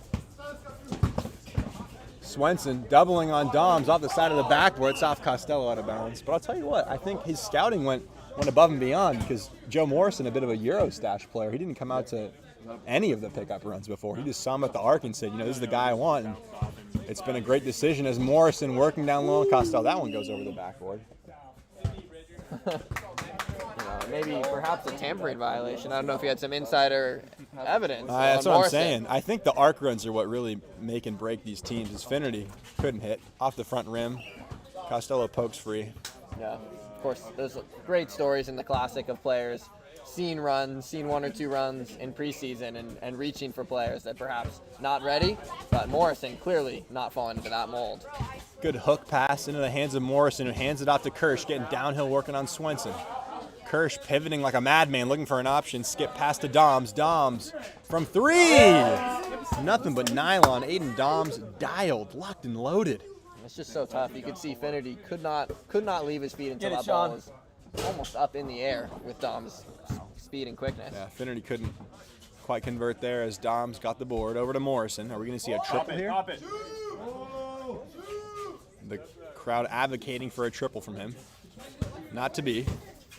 Gets down to Costello. Costello nearly pokes free. Doms beyond the arc. Couldn't get it. Swenson jumps highest for that rebound. Great feed again, but it's the right idea. It's just the execution a little bit off as the Sharks get the steal. Morrison taking his time. Great feed into Doms, but Swenson doing well to get a hand on that one. He's certainly lean. He's also green, but he's learning quickly. How soon till he becomes a machine? Well, that is. Time will tell. I think he's I would say probably the playoffs. I think he's knocking on the door. He's playing great so far. As Doms couldn't convert. Costello clears. Trying to get an opening. Swenson for 3.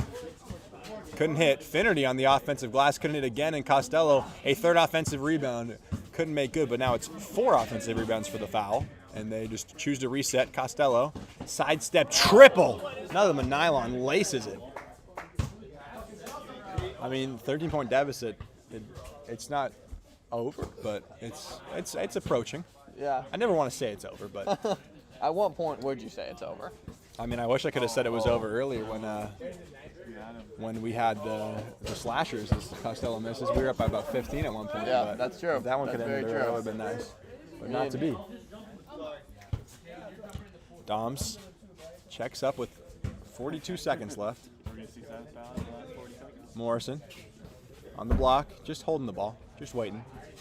Movement coming around him. Morrison, I think Doms was getting ready for a lob there, but Joe is intent to wait out this shot clock. Play basketball, guys. Doms open from 3. Couldn't hit. Swenson gets the board. We're approaching the end of this one as Liam steps into it. Morrison fights for the rebound, gets it. Shot clock will be off here, and that is going to do it here, folks. As the Sharks, another commanding victory, 13-point deficit this time, 57-44, taking the dub over the Foul. Foul fall to 1-1 on the year, and the Sharks 2-0, both in dominating fashion. That's going to be a team to watch out for. Sharks in the Classic were lauded as the teams to watch in the preseason, and they're proving why that was the right decision. I mean, it's not hard to. Huh? Are they the only 2-0 teams going into? I believe they are. It's not hard to predict that a team led by Cody Taylor and a team led by Aiden Doms is going to be awesome, but they've done the job, and we're going to get a quick post-game interview here with Kieran Swenson, and we'll be right back with that. Don't go anywhere.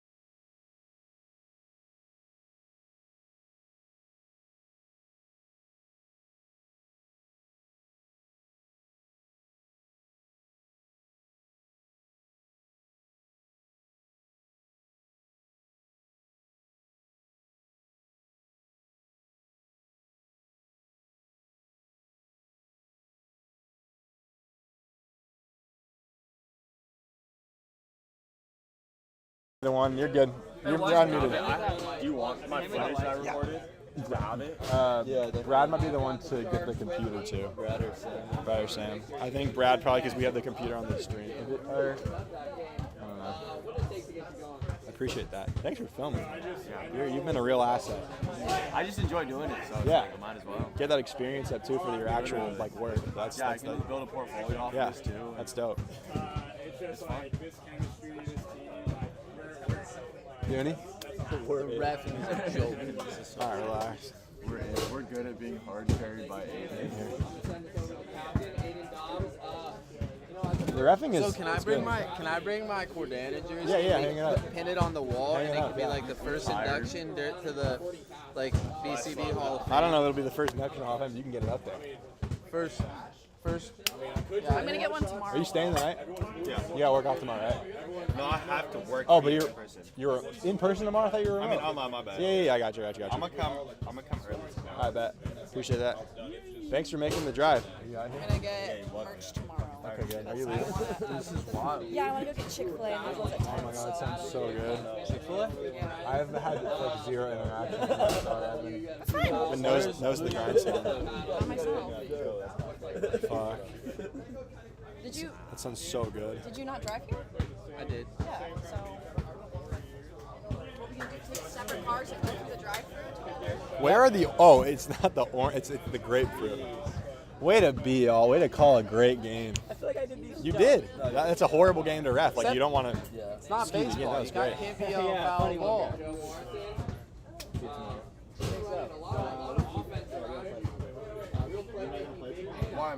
You know where Curtis is? I don't. He evaporated into thin air right from under my nose. No,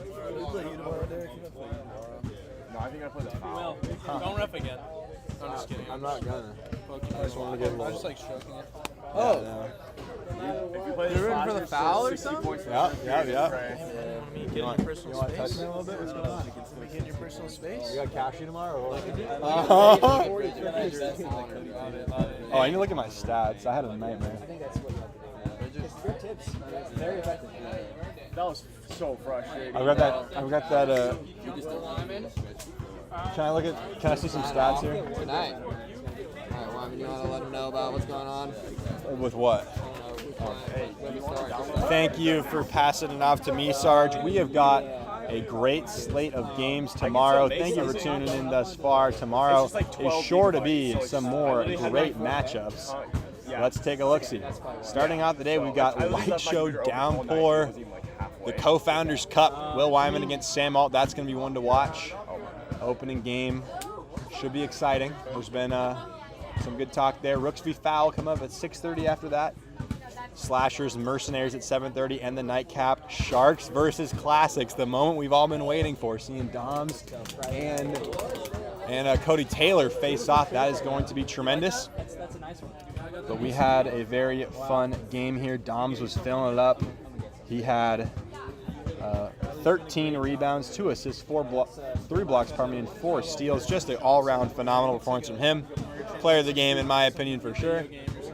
And we are going to be back here tomorrow. Thanks for tuning in with us. And the Classic is just getting started. Thanks for sticking with us. And we will see you tomorrow at 5:30.